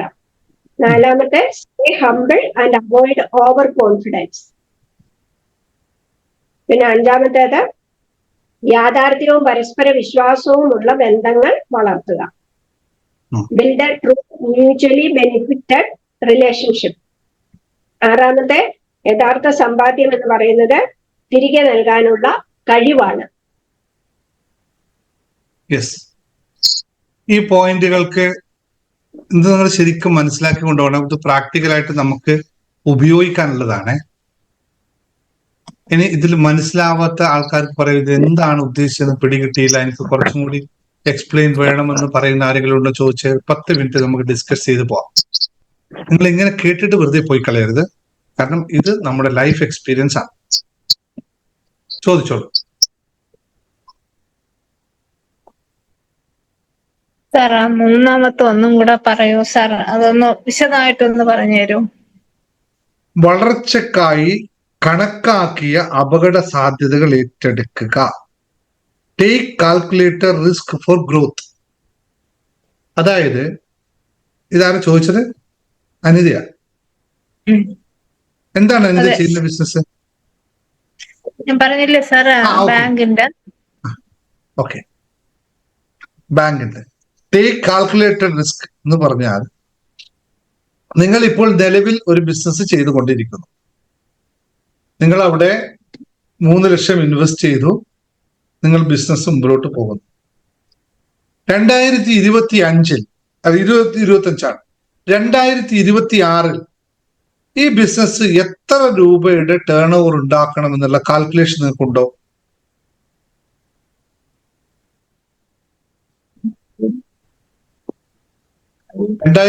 ഇപ്പോൾ നിങ്ങൾ ഒരു മാസം എത്ര രൂപയുടെ ബിസിനസ് ചെയ്യുന്നു അത് നിങ്ങൾക്കറിയാമല്ലോ.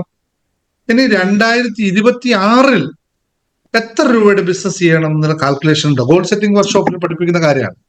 ഉണ്ടോ? അത് ഞാൻ ആദ്യം ഞാൻ ഉദാഹരണം ഉണ്ടോന്നല്ല, ഇല്ലാത്തവർ ഉണ്ടാക്കണം. അപ്പോൾ നിലവിൽ നമ്മൾ 10 ലക്ഷം രൂപയാണ് ഒരു മാസം ചെയ്യുന്നതെങ്കിൽ 2025 അതേ 10 ലക്ഷം പിടിച്ചു നിന്നാൽ നടക്കുമോ? നമ്മൾ 15 ലക്ഷത്തിലേക്ക് പോകണം. 15 ലക്ഷം രൂപയുടെ ബിസിനസ് ഒരു മാസം ചെയ്യണമെങ്കിൽ നമുക്ക് റിസ്ക് ഉണ്ടോ ഇല്ലയോ? ഏതൊരു ബിസിനസ്സും ഇംപ്രൂവ് ചെയ്യുമ്പോൾ റിസ്ക് ഉണ്ടല്ലോ. സ്വാഭാവികമായ റിസ്ക് ഉണ്ടാവല്ലോ. ആ റിസ്ക് എന്തൊക്കെയാണെന്ന് ഒരു കണക്കുണ്ടോ? ആ റിസ്കിന്റെ സാധ്യതകളെ പറ്റി നമുക്ക് കണക്കുണ്ട്. ആ റിസ്ക് എടുക്കുമ്പോൾ നമുക്ക് ഉണ്ടാവാൻ പോകുന്ന എക്സ്പെൻസ്, വരാൻ പോകുന്ന ഒബ്സ്റ്റാക്കിൾസ്, വരാൻ പോകുന്ന പ്രതിസന്ധികൾ, നമ്മൾ കൂട്ടേണ്ടതായിട്ടുള്ള ഇൻഫ്രാസ്ട്രക്ചറുകൾ, ഇതിനെ പറ്റിയിട്ട് നമ്മളിൽ കാൽക്കുലേഷൻ ഉണ്ടോ? കൃത്യമായ കണക്കുണ്ടോ? ഇത് ഇല്ലാതിരുന്നു കഴിഞ്ഞാൽ നമ്മൾ ഇതിലേക്ക് എടുത്ത് ചാടിക്കഴിഞ്ഞാൽ എന്തായിരിക്കും സംഭവിക്കുക? ഗ്രോത്ത് 15 ലക്ഷം വേണമെങ്കിൽ വെറുതെ 15 ലക്ഷം ആവില്ലല്ലോ. എന്തെങ്കിലും ഉയർത്തിയാലേ 15 ലക്ഷം ആവുള്ളൂ. ഓട്ടോമാറ്റിക് ആവുമോ? നമ്മൾ നിലവിലുള്ള അവസ്ഥയിൽ നിന്നും നമ്മുടെ ഇൻഫ്രാസ്ട്രക്ചർ വലുതാക്കിയാൽ മാത്രമല്ലേ ബിസിനസ് കൂട്ടാൻ പറ്റുള്ളൂ. അപ്പോൾ ഇത്ര വേണമെന്ന് ഇൻഫ്രാസ്ട്രക്ചർ മാത്രം കൂട്ടിയിട്ട് അതിന്റെ റിസ്ക് നമ്മൾ കണക്കൂട്ടാതിരുന്നു കഴിഞ്ഞാൽ നമ്മൾ ഫെയിൽ ആവും. അപ്പോൾ പല ആൾക്കാരും ഇത് പേടിച്ചിട്ട് ഗ്രോത്തിന് നിൽക്കില്ല, അവിടെ തന്നെ നിൽക്കും. കാരണം ഈ റിസ്ക് കാൽക്കുലേറ്റ് ചെയ്യാൻ അവർക്ക് പറ്റില്ല. ഇത് പറ്റുന്നിടത്തുനിന്നാണ് ലാഭം. ഞാൻ ഒരു ഉദാഹരണം ഇവിടെ നിങ്ങൾക്ക് തന്നെ ആയിട്ട് പറയാം. നമ്മുടെ ഷീമോള് ഇവിടെ ബിസിനസ് ചെയ്യാൻ തുടങ്ങുന്ന സമയത്ത്, നമ്മുടെ കൂടെ വരുന്ന സമയത്ത് ഒരു 28,000-30,000 രൂപയുടെ ഒക്കെ ബിസിനസ് ആയിരുന്നു ഒരു മാസം ചെയ്ത്. അല്ലെ, ഞാൻ ഉദാഹരണം എക്സാമ്പിൾ ആയിട്ട് പറയാണ്, കുറച്ച് കറക്റ്റ് വാല്യൂ ഒന്നും അല്ല, ഞാനൊരു ഹൈപ്പോത്തറ്റിക്കൽ ഒരാളെ കണക്ട് ചെയ്ത് പറയാം. അല്ലെങ്കിൽ ഗിരിജ ഇത്ര ബിസിനസ് ആയിരുന്നു ചെയ്തത്. ആദ്യം ഞാൻ ഗിരിജയോട് പറഞ്ഞത്, വാട്ട് ഈസ് യുവർ ടാർഗറ്റ്? ലക്ഷ്യം എന്താണ്? എത്ര രൂപയുടെ ബിസിനസ് ചെയ്യണം? ഷീമോളോട് ചോദിച്ച ചോദ്യം, നിനക്ക് പറ എത്ര വേണം? അപ്പൊ സാറേ അങ്ങനൊന്നും ഇല്ല, ഞങ്ങൾ അങ്ങനെ ചിന്തിച്ചില്ല. ഞാൻ കൃത്യമായി പറഞ്ഞു, ഇല്ല, മാസം ഇത്ര രൂപ എന്നുള്ള കണക്ക് വേണം. നിർബന്ധിച്ച് പല ക്ലാസ്സിൽ നിർബന്ധിച്ചിട്ടാണ് വേണം എങ്കിൽ മാത്രമേ പറ്റുള്ളൂ എന്ന് പറഞ്ഞാൽ പറ്റില്ല. പലപ്പോഴും ഗിരിജ എനിക്ക് മെസ്സേജ് അയച്ചു പറഞ്ഞു, സാർ അത് എങ്ങനെ കണക്കൂട്ടുക, എങ്ങനെ പറ്റും? പറഞ്ഞു അതില്ലാതെ പറ്റില്ല. ഷീമോളും പറഞ്ഞു 1 ലക്ഷം രൂപ എന്ന് പറഞ്ഞപ്പോ അയ്യോ അത്രയ്ക്ക് എനിക്ക് ചെയ്യാൻ പറ്റുമോ എന്ന് പറഞ്ഞ് അത് ഇരുന്ന് കണക്കൂട്ടിയപ്പോ അതിന്റെ റിസ്ക് എടുക്കാനും പല ആൾക്കാരെ കണക്ട് ചെയ്യാനും അവർ തയ്യാറായി. അതിന്റെ എല്ലാ ഫാക്ടറിനെ പറ്റി അവർ എഴുതി തയ്യാറാക്കി, കണക്ക് കൂട്ടി. 5-6 മാസം കൊണ്ട് ഇപ്പോൾ ആ ഗോൾ അവർ അച്ചീവ് ചെയ്തോ ഇല്ലയെന്ന് അവരിവിടെ ഇരിക്കുന്ന ചോദിച്ചു നോക്ക്. റിസ്ക് എടുക്കാൻ ഇപ്പൊ അവർക്ക് നാളെ ഇപ്പൊ 5 ലക്ഷം 10 ലക്ഷം ആണെങ്കിൽ അവർക്കറിയാം ഏതൊക്കെ റിസ്കുകൾ എടുത്താലാണ് എനിക്ക് ആ ഫിഗറിൽ എത്താൻ പറ്റുക, അവിടെ എത്താൻ ഏതൊക്കെ ഞാൻ റിസ്കുകൾ എടുക്കണം, എനിക്ക് 5 ലക്ഷം വേണം. ഗ്രോത്ത് നമുക്ക് അറിഞ്ഞാൽ മാത്രം പോരാ, അതിലേക്ക് പോകുന്ന എല്ലാ വഴികളും അറിഞ്ഞില്ലെങ്കിൽ ഞാൻ നേരത്തെ പറഞ്ഞ പോലെ ഒരാൾ ചേർക്കും, അവൻ എല്ലാ സാധനം എടുക്കും, 10,000 അവൻ പോകും. എന്റെ സാധ്യതകൾ കൃത്യമായി അറിഞ്ഞിരിക്കണം. ഇതാണ് കാൽക്കുലേറ്റഡ് റിസ്ക് എന്ന് പറയുന്ന സാധനം. Business growth ഉണ്ടാവണോ? റിസ്ക് എടുക്കാതെ ഒരാൾക്കും ഗ്രോത്ത് ഉണ്ടാക്കാൻ പറ്റില്ല. പക്ഷെ കാൽക്കുലേഷൻ ഇല്ലാതിരുന്നാൽ ഇവിടെ 90% ബിസിനസ്സുകൾ തോൽക്കാനുള്ള കാര്യം ബിസിനസ് ഒട്ടും കാൽക്കുലേറ്റഡ് അല്ല. എത്രയാണ് നിങ്ങളുടെ ഈ മാസത്തെ കച്ചവടം എന്ന് ചോദിച്ചാൽ ഇവിടെ ഇരിക്കുന്ന എത്ര പേർക്ക് അറിയാൻ പറ്റും? വളരെ 1, 2, 3 ആൾക്ക് പറയാൻ പറ്റും. ഈ പറഞ്ഞ ഇത് നിങ്ങൾ പറഞ്ഞു കൊടുത്തുകൊണ്ട് ഗിരിജയ്ക്ക് ഷീമോളും പറയാൻ പറ്റും, എന്റെ ഈ മാസം കച്ചവടത്തിലാണ് ഇപ്പൊ ഇന്നെത്ര എന്റെ കയ്യിലുണ്ട്, ഇതിനകത്ത് ഉണ്ട് സാധനം. അല്ലെ, ഇപ്പൊ ജയനാബാബു എന്ന് പറഞ്ഞ പോലെ ദാ എനിക്കിന്ന് 10 അഡ്മിഷൻ കിട്ടി, റെഡിയായി, നാളെ എനിക്ക് വേണ്ടതിനെ പറ്റി ആലോചിക്കാം. ഓരോ ദിവസവും കാൽക്കുലേറ്റഡ് ആണ്. എന്ത് മുന്നോട്ട് പോകുന്നു എന്ന് കൃത്യമായി അറിയാം. ഇത് മാത്രമേ വിജയിച്ചിട്ടുള്ളൂ, പരാജയപ്പെട്ടല്ല. ഞങ്ങൾക്ക് ജോളി ബാബുவோട് മിനിയാന്ന് പറഞ്ഞതാണ് അല്ലെ, ജോളി ബാബു രണ്ടാമത് പറഞ്ഞതാണ് എത്ര ഈ മാസം കിട്ടണമെന്ന്. ആദ്യത്തെ ദിവസം സെറ്റ് ചെയ്തപ്പോ സാറേ 15,000 അതിന് പറഞ്ഞു 10,000 രൂപ ഇട്ട് ഞാൻ രക്ഷപ്പെട്ടു. ഒരു ദിവസം 10,000 കളക്ഷൻ കിട്ടിയാൽ ഞാൻ രക്ഷപ്പെട്ടു. കഴിഞ്ഞ പ്രാവശ്യം സാറേ 10,000 വെച്ചു, എനിക്ക് ഈ 12,000 കളക്ഷൻ കിട്ടി. 15,000. ഇപ്പൊ രണ്ടാമത് നമ്മൾ 15,000 ആക്കി.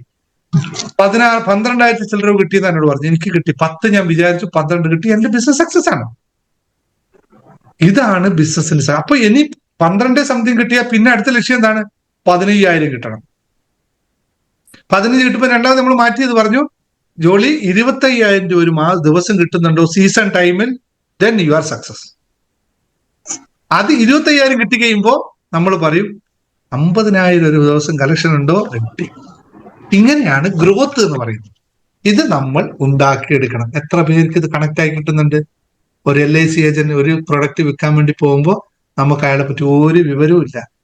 ഇങ്ങനെ പറയും, കുറേ സാധനം പറയും, ഈ പ്രൊഡക്റ്റ് ഉണ്ട്, ആ പ്രൊഡക്റ്റ് ഉണ്ട്, മറ്റേ പ്രൊഡക്റ്റ് ഉണ്ട്, അല്ലെ? ഒരു പിടിയില്ലല്ലോ. കൃത്യമായി പ്രൊഡക്റ്റിനെ പറ്റി അറിഞ്ഞു പോയി കഴിഞ്ഞാൽ അവർക്ക് ഏത് കൊടുക്കണമെന്ന് അറിയും. സീമ ഇപ്പോൾ ഇരുന്ന് ആലോചിക്കുന്നത് ഓരോ മാസവും ഞാൻ എത്ര രൂപയുടെ അച്ചാർ ഉണ്ടാക്കി കൊടുക്കണം മാർക്കറ്റിൽ. സിബി സാർ നേരത്തെ എന്നോട് സംസാരിച്ചാണ്, എന്റെ പ്രൊഡക്റ്റ് ഇതാണ്, എനിക്ക് ഇത്രയും ആൾക്കാരെ ടാർഗറ്റ് ഉണ്ട്, ഇത്രയും എനിക്ക് ചെയ്യാനുണ്ട്, ഞാൻ ഏതൊക്കെ നിരന്തരമായി മനസ്സിൽ എവിടെ പോകുന്നു അവിടേക്ക് ചിന്ത ഇതാണ്, എന്റെ സാധനം ഇവിടെ എവിടെ കയറ്റാൻ പറ്റും, എന്റെ സാധനം ഇവിടെ അവിടെ പോകും. പറഞ്ഞ ആദ്യം തുടങ്ങുമ്പോൾ കുറെ പ്രൊഡക്റ്റ് വെച്ച് ഇപ്പൊ പറയണില്ല, എനിക്ക് ഓർഡർ ചെയ്ത് വരുന്നു സാറേ, എനിക്ക് ഇത്രയായി. ഇനിയിപ്പോ ഗോൾ സെറ്റ് ചെയ്തിട്ട് കൃത്യമായി ഇത്ര രൂപയുടെ ഹോം മെയ്ഡ് പ്രൊഡക്റ്റുകൾ ഞാൻ വിൽക്കുന്നു എന്ന് തീരുമാനമായി കഴിഞ്ഞാൽ നിങ്ങൾ എഴുതി വെച്ചോളൂ. എനിക്ക് ഇന്ന് ദിവസം ഇത്ര രൂപയുടെ കച്ചവടം വേണമെന്ന് എഴുതി വെച്ചോളൂ. 100% നിങ്ങൾക്കത് സംഭവിച്ചിരിക്കും. ബിസിനസ് ചെയ്യുന്നവരോട് എല്ലാവരോടും ഒറ്റ റിക്വസ്റ്റ് ആണ്, അല്ലെങ്കിൽ ഒരു ചോദ്യമാണ്, നിങ്ങൾ എത്ര പേര് എഴുതി വെച്ചിട്ടുണ്ട് എന്റെ കച്ചവടം ഇത്രയാണെന്ന് ഒരു മാസം എഴുതി വെച്ച്? സാറേ, ഞാൻ മന്ത്ലി എനിക്കാണ്, മാസത്തിലാണ് എനിക്ക് ഈ കുട്ടികളുടെ ഫീസ് കളക്ഷൻ കിട്ടണേ. പക്ഷെ അത് ഞാനിപ്പോ സാറിന്റെ ക്ലാസ് കണ്ടതിന് ശേഷം എനിക്ക് ഡെയിലി വരുമാനത്തിനുള്ള ഒരു മാർഗം ഞാൻ കണ്ടെത്തി.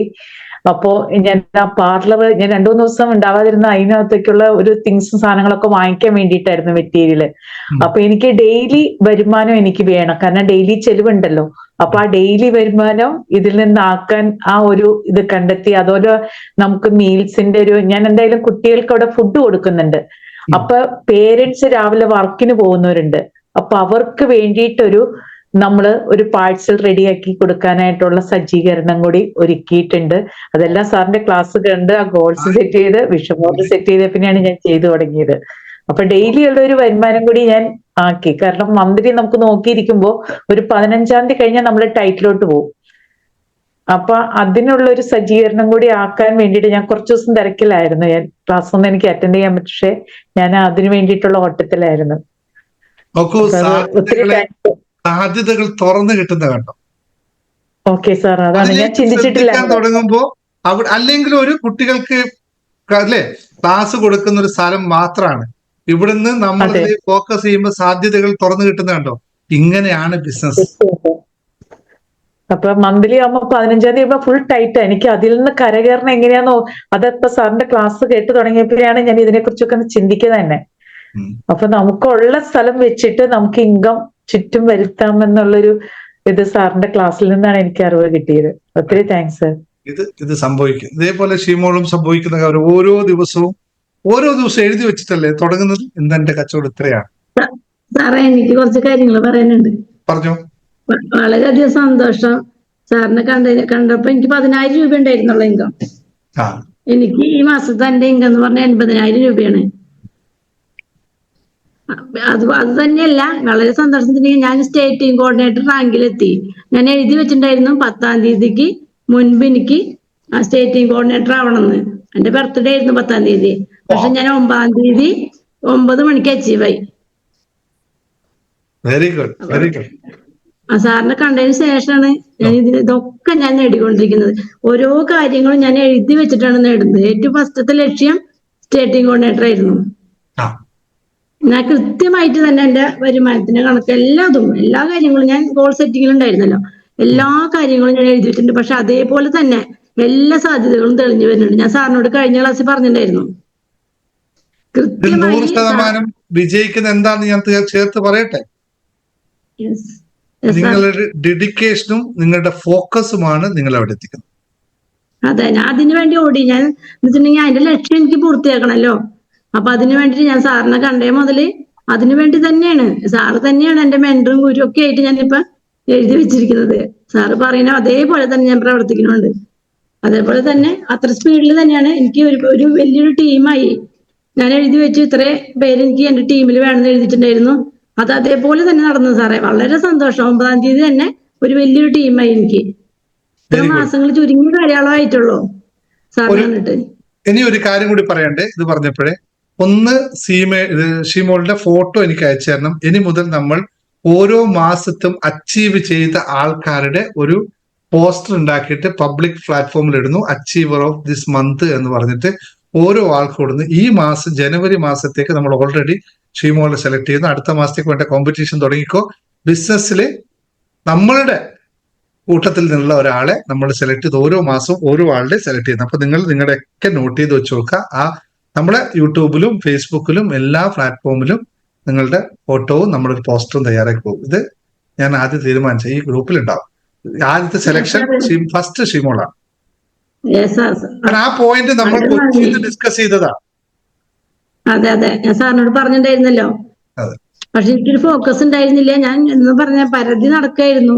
എനിക്കൊരു ലക്ഷ്യം ശരിക്കും ഉണ്ടായിരുന്നില്ല. പക്ഷെ ആ ലക്ഷ്യത്തിലേക്ക് ഞാൻ നീങ്ങിയപ്പോ അതേപോലെ സംഭവിക്കുന്നുണ്ട് എനിക്ക്.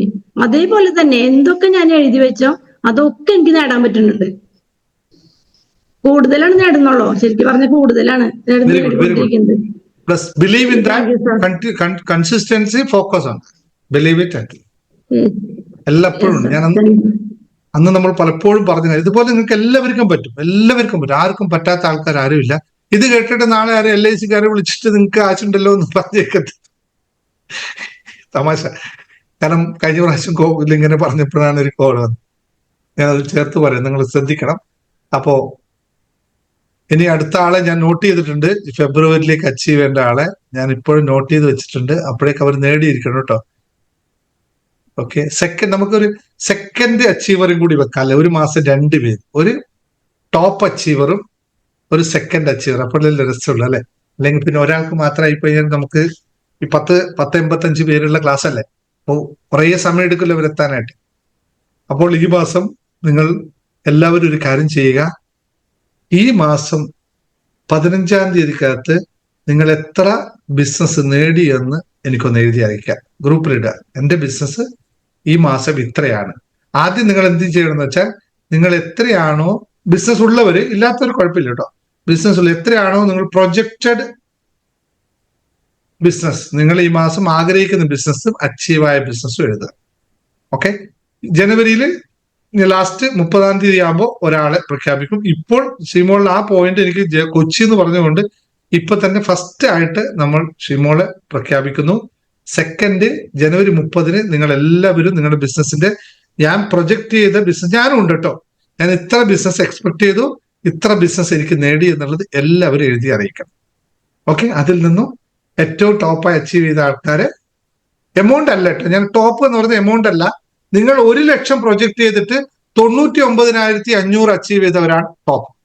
10 ലക്ഷം പ്രൊജക്ട് ചെയ്തിട്ട് 10 ലക്ഷം കിട്ടിയവരോ 11 ലക്ഷം കിട്ടിയവരോ ആണ് പ്രൊജക്ട്. അല്ലെങ്കിൽ അതിന് തൊട്ട് താഴെ നിങ്ങളുടെ പ്രൊജക്ഷൻ വാല്യൂവും നിങ്ങളുടെ അച്ചീവ്മെന്റ്സും ശരിയാക്കണം. എന്ന് വെച്ചാൽ അച്ചീവ് ചെയ്ത എമൗണ്ടിനനുസരിച്ച് പ്രൊജക്ഷൻ വാല്യൂ മാറ്റരുത് കേട്ടോ. ക്ലിയർ ആയ ഐഡിയ? ക്ലിയർ ആണോ നിങ്ങൾക്ക് എല്ലാവർക്കും?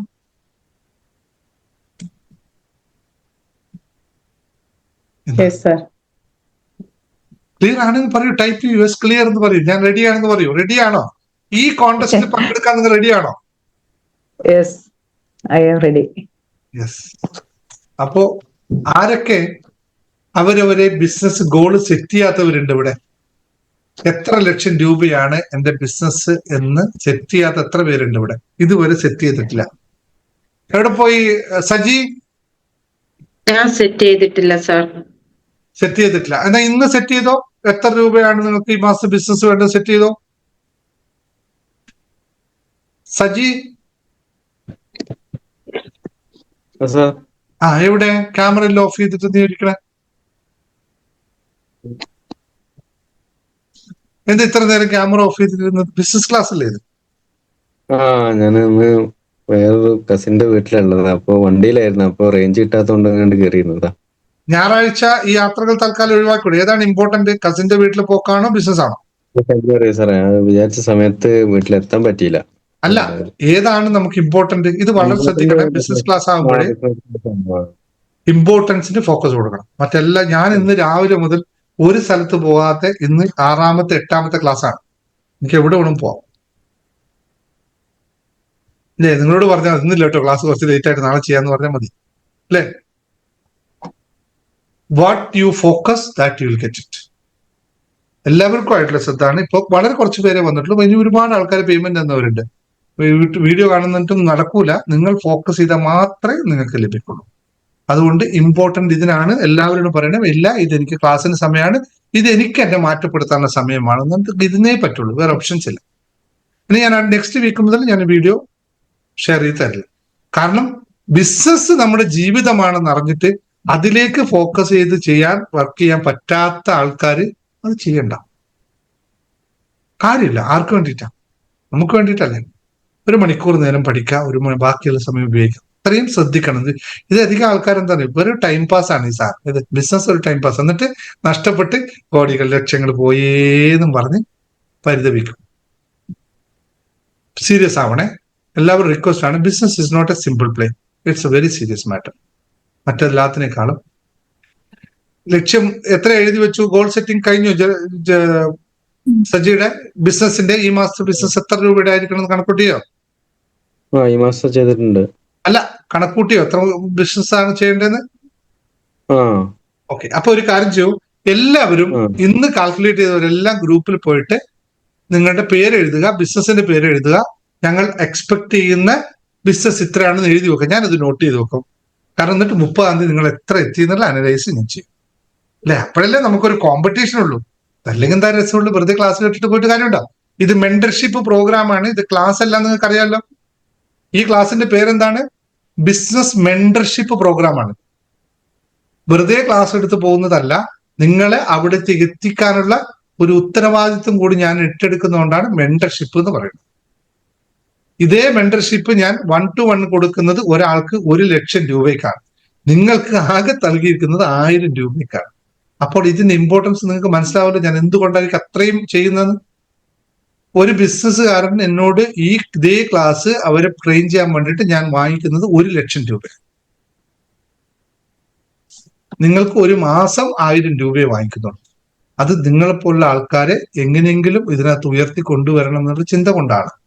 അതുകൊണ്ട് ദയവ് ചെയ്ത് ഇതിന് സീരിയസ് ആയിട്ട് എടുക്കുക, മാറ്റപ്പെടുത്താനായിട്ടിരിക്കുക. വെറുതെ കടത്തിലാകാനായിട്ട് ബിസിനസ് ചെയ്യരുത്. Okay, ready? അപ്പൊ ഇന്ന് പോരെ? ഇത്രയും പോരെ? പറഞ്ഞ കാര്യം നോക്കാം. അപ്പൊ ഇന്ന് തന്നെ എഴുതി വെച്ചോളൂ. നിങ്ങൾ ലക്ഷ്യങ്ങളിൽ എഴുതി വെച്ചോളൂ. ഞാൻ നോട്ട് ചെയ്ത് നോക്കും. എല്ലാവരും ഞാൻ നോട്ട് ചെയ്ത് നോക്കും. Okay, ready?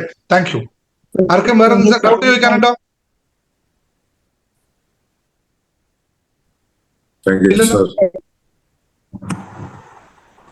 സാർ, നമ്മുടെ ബിഷപ്പ് ബോർഡിന്റെ ക്ലാസ് അതൊരു ഫൈനൽ ക്ലാസ് കഴിഞ്ഞോ എന്ന് എനിക്ക് ഫൈനൽ സെറ്റ് ചെയ്യാൻ വേണ്ടിട്ട് ഫൈനൽ ഒരു ക്ലാസ് ഉണ്ടായിരുന്നു. അത് മിസ്സായോ എന്ന് എനിക്കൊരു ഡൗട്ട്. ഞാൻ മിഷൻ ബോർഡ് ഞാൻ ഹോൾഡ് ചെയ്തിട്ടുള്ളത്. വിഷൻ ബോർഡ് ഞാൻ പറഞ്ഞിരുന്നു. ഇനി ആ ഫൈനൽ ക്ലാസ് ഞാൻ അടുത്ത വിഷൻ ബോർഡിന്റെ ആൾക്കാർ കൂടെ നിങ്ങളെ കൂടി ചേർത്തത് ചെയ്യും. കാരണം സെറ്റ് ചെയ്തിട്ടില്ല. പുതിയ വിഷൻ ബോർഡ് ക്ലാസ് തുടങ്ങുമ്പോൾ അതിൽ തന്നെ തുടങ്ങുള്ളൂ. അത് ക്ലിയർ ആയി പറഞ്ഞു. കാരണം അതിന് വേണ്ടിയിട്ട് അവിടെ പലരും സെറ്റ് ആയിട്ടേ ഇല്ല, തീരെ സ്റ്റാർട്ട് ആയില്ല. അപ്പൊ ഞാൻ കരുതി ഞാൻ അതിൽ കൊണ്ടുപോയി സമയം ചെലവഴിച്ചിട്ട് കാര്യമില്ല. അടുത്ത ക്ലാസ് തുടങ്ങിയിട്ട് അതിലേക്ക് ആഡ് ചെയ്യും. സാർ, ഈ 26ന്റെ ക്ലാസ് എവിടെ വെച്ചാണ്?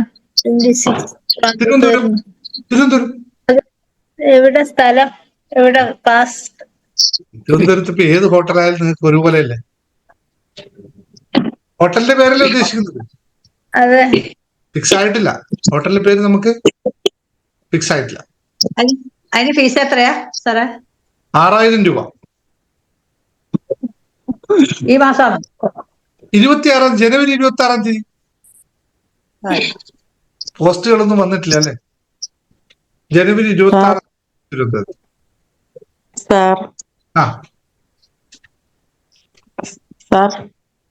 സാർ തന്നെ പറയൂ. സാറല്ലേ? ഞാൻ സാറ് തന്നെയാണ്. സൂസൻ തന്നെയാണ്. അടുത്ത കാര്യം പറ. ഈ മാസമാണ് എന്റെ ടൈം. ഒരു 10-18 ദിവസം കൂടെ ഉള്ളൂ. നിങ്ങക്ക് മനസ്സിലായി? നടന്നില്ലല്ലോ എന്നല്ലേ? 18 ദിവസം കൂടെ ഉണ്ട് ഇനിയും. അതുകൊണ്ട് ഞാൻ ഭയങ്കര കോൺഫിഡൻസിലാണ്. എന്തോ അങ്ങനെ ഇരിക്കും. ഞാൻ കോൺഫിഡൻസിലാ. 18 ദിവസം കൂടെ ഉണ്ട്. എന്തിനാണ് ഇപ്പൊ അൺമ്യൂട്ട് ചെയ്ത്? കോൺഫിഡൻസ് ആണെങ്കിൽ എങ്കിലും സാറിനോടൊന്ന് പറഞ്ഞെങ്കിലും ഒരു അപ്പൊ ആണോ ഒന്ന് വെറുതെ ഒന്ന് ഇതല്ലേ നേരത്തെ പറഞ്ഞേ? Build trust. അത് തന്നെ. എങ്കിലും സാറിനോടൊന്ന് പറയണമെന്ന് എപ്പോഴും തോന്നും. ഏതായാലും നടന്നിരിക്കും. ഞാൻ അങ്ങനെ തന്നെ ഇത് ചെയ്യുന്നു. ഇടയ്ക്കൊന്നും ഞാൻ പ്രത്യക്ഷപ്പെടണ്ട. ഞാൻ എപ്പോഴും ഇടയ്ക്കൊന്ന് ഈ റിയൽ എസ്റ്റേറ്റ്, നമ്മുടെ സ്റ്റോക്ക് മാർക്കറ്റിംഗ് എന്നൊക്കെ പറയുന്നത് അതൊരു ഊഹക്കച്ചവടത്തിന് സാധ്യതകളാണ്. കൃത്യമായി പ്രെഡിക്റ്റ് ചെയ്തിട്ടൊന്നും ചെയ്യാൻ പറ്റില്ല. അങ്ങനെയുള്ള ബിസിനസ് അല്ല അത്. കാരണം കുറേ സാഹചര്യങ്ങൾ അനുകൂലമായാൽ മാത്രമേ അത് നടക്കൂ. അപ്പൊ അവിടെ നമ്മൾ ചെയ്യുന്നത് മറ്റൊരു രീതിയാണ്. അവിടെ നമ്മൾ ആ സംഭവം, അതിപ്പോ നിങ്ങൾ ഒരാൾ റിയൽ എസ്റ്റേറ്റ്, ഞാനിത് കുറച്ചു കൊടുത്താൽ സാധനം മേടിക്കുന്നുണ്ട്, അങ്ങനെയൊക്കെ മേടിക്കും ആൾക്കാർ? മേടിക്കില്ലല്ലോ. ആവശ്യക്കാരും അവരുടെ ആവശ്യവും ഒക്കെ മാച്ച് ചെയ്ത് വരണം.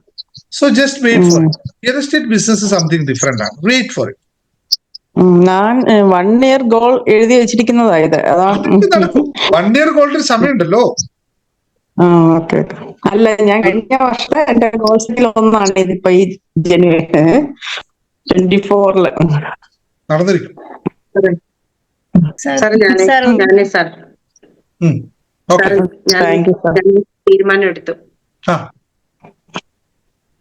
സുപ്രീം കോടതിയെ സമീപിക്കണം. അത് സുപ്രീം കോടതിയിലേക്ക് പോവാൻ തന്നെ തീരുമാനിച്ചു. Very good. Go head. സാറിന്റെ ഒരു പ്രാർത്ഥന. തീർച്ചയായും ഞാൻ കൂടെയുണ്ട്. എനിക്ക് തോക്കാൻ പറ്റില്ല സാർ. ഞാൻ ഇനി ആരുടെ അടുത്ത് തോറ്റു കൊടുക്കാൻ ഞാൻ ഉദ്ദേശിക്കുന്നില്ല. ശരി, ജയിക്കണം. Right, do it. Go ahead. ശുഭാപ്തി വിശ്വാസത്തോടു കൂടി മുമ്പോട്ട്. അതെ, നാളെ കൊടുക്കുന്നുണ്ട്. റൈറ്റ്. Okay, thank you. എന്താ നിങ്ങളുടെ സപ്പോർട്ട് ഉണ്ട്? നിങ്ങൾ എപ്പോഴും എന്താണോ നിങ്ങൾക്ക് നല്ലത് വരുന്നത് അത് മുഴുവൻ ചെയ്യും. പൈസ തരാമെന്ന് ഒരാളെ ഏറ്റു.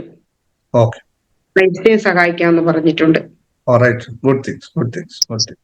Okay, thank you. അപ്പോ എല്ലാവർക്കും ശുഭരാത്രി. അപ്പോൾ എഴുതാൻ മറക്കണ്ടാരും. Yes, good night sir. Good night. നമസ്കാരം സാർ. Good night. എന്താ good night sir. Good night പറഞ്ഞാണോ? സോറി, ഞാൻ എന്തോ കാര്യമായിട്ട് പറയാൻ. Sir. Okay, bye. Thank you sir.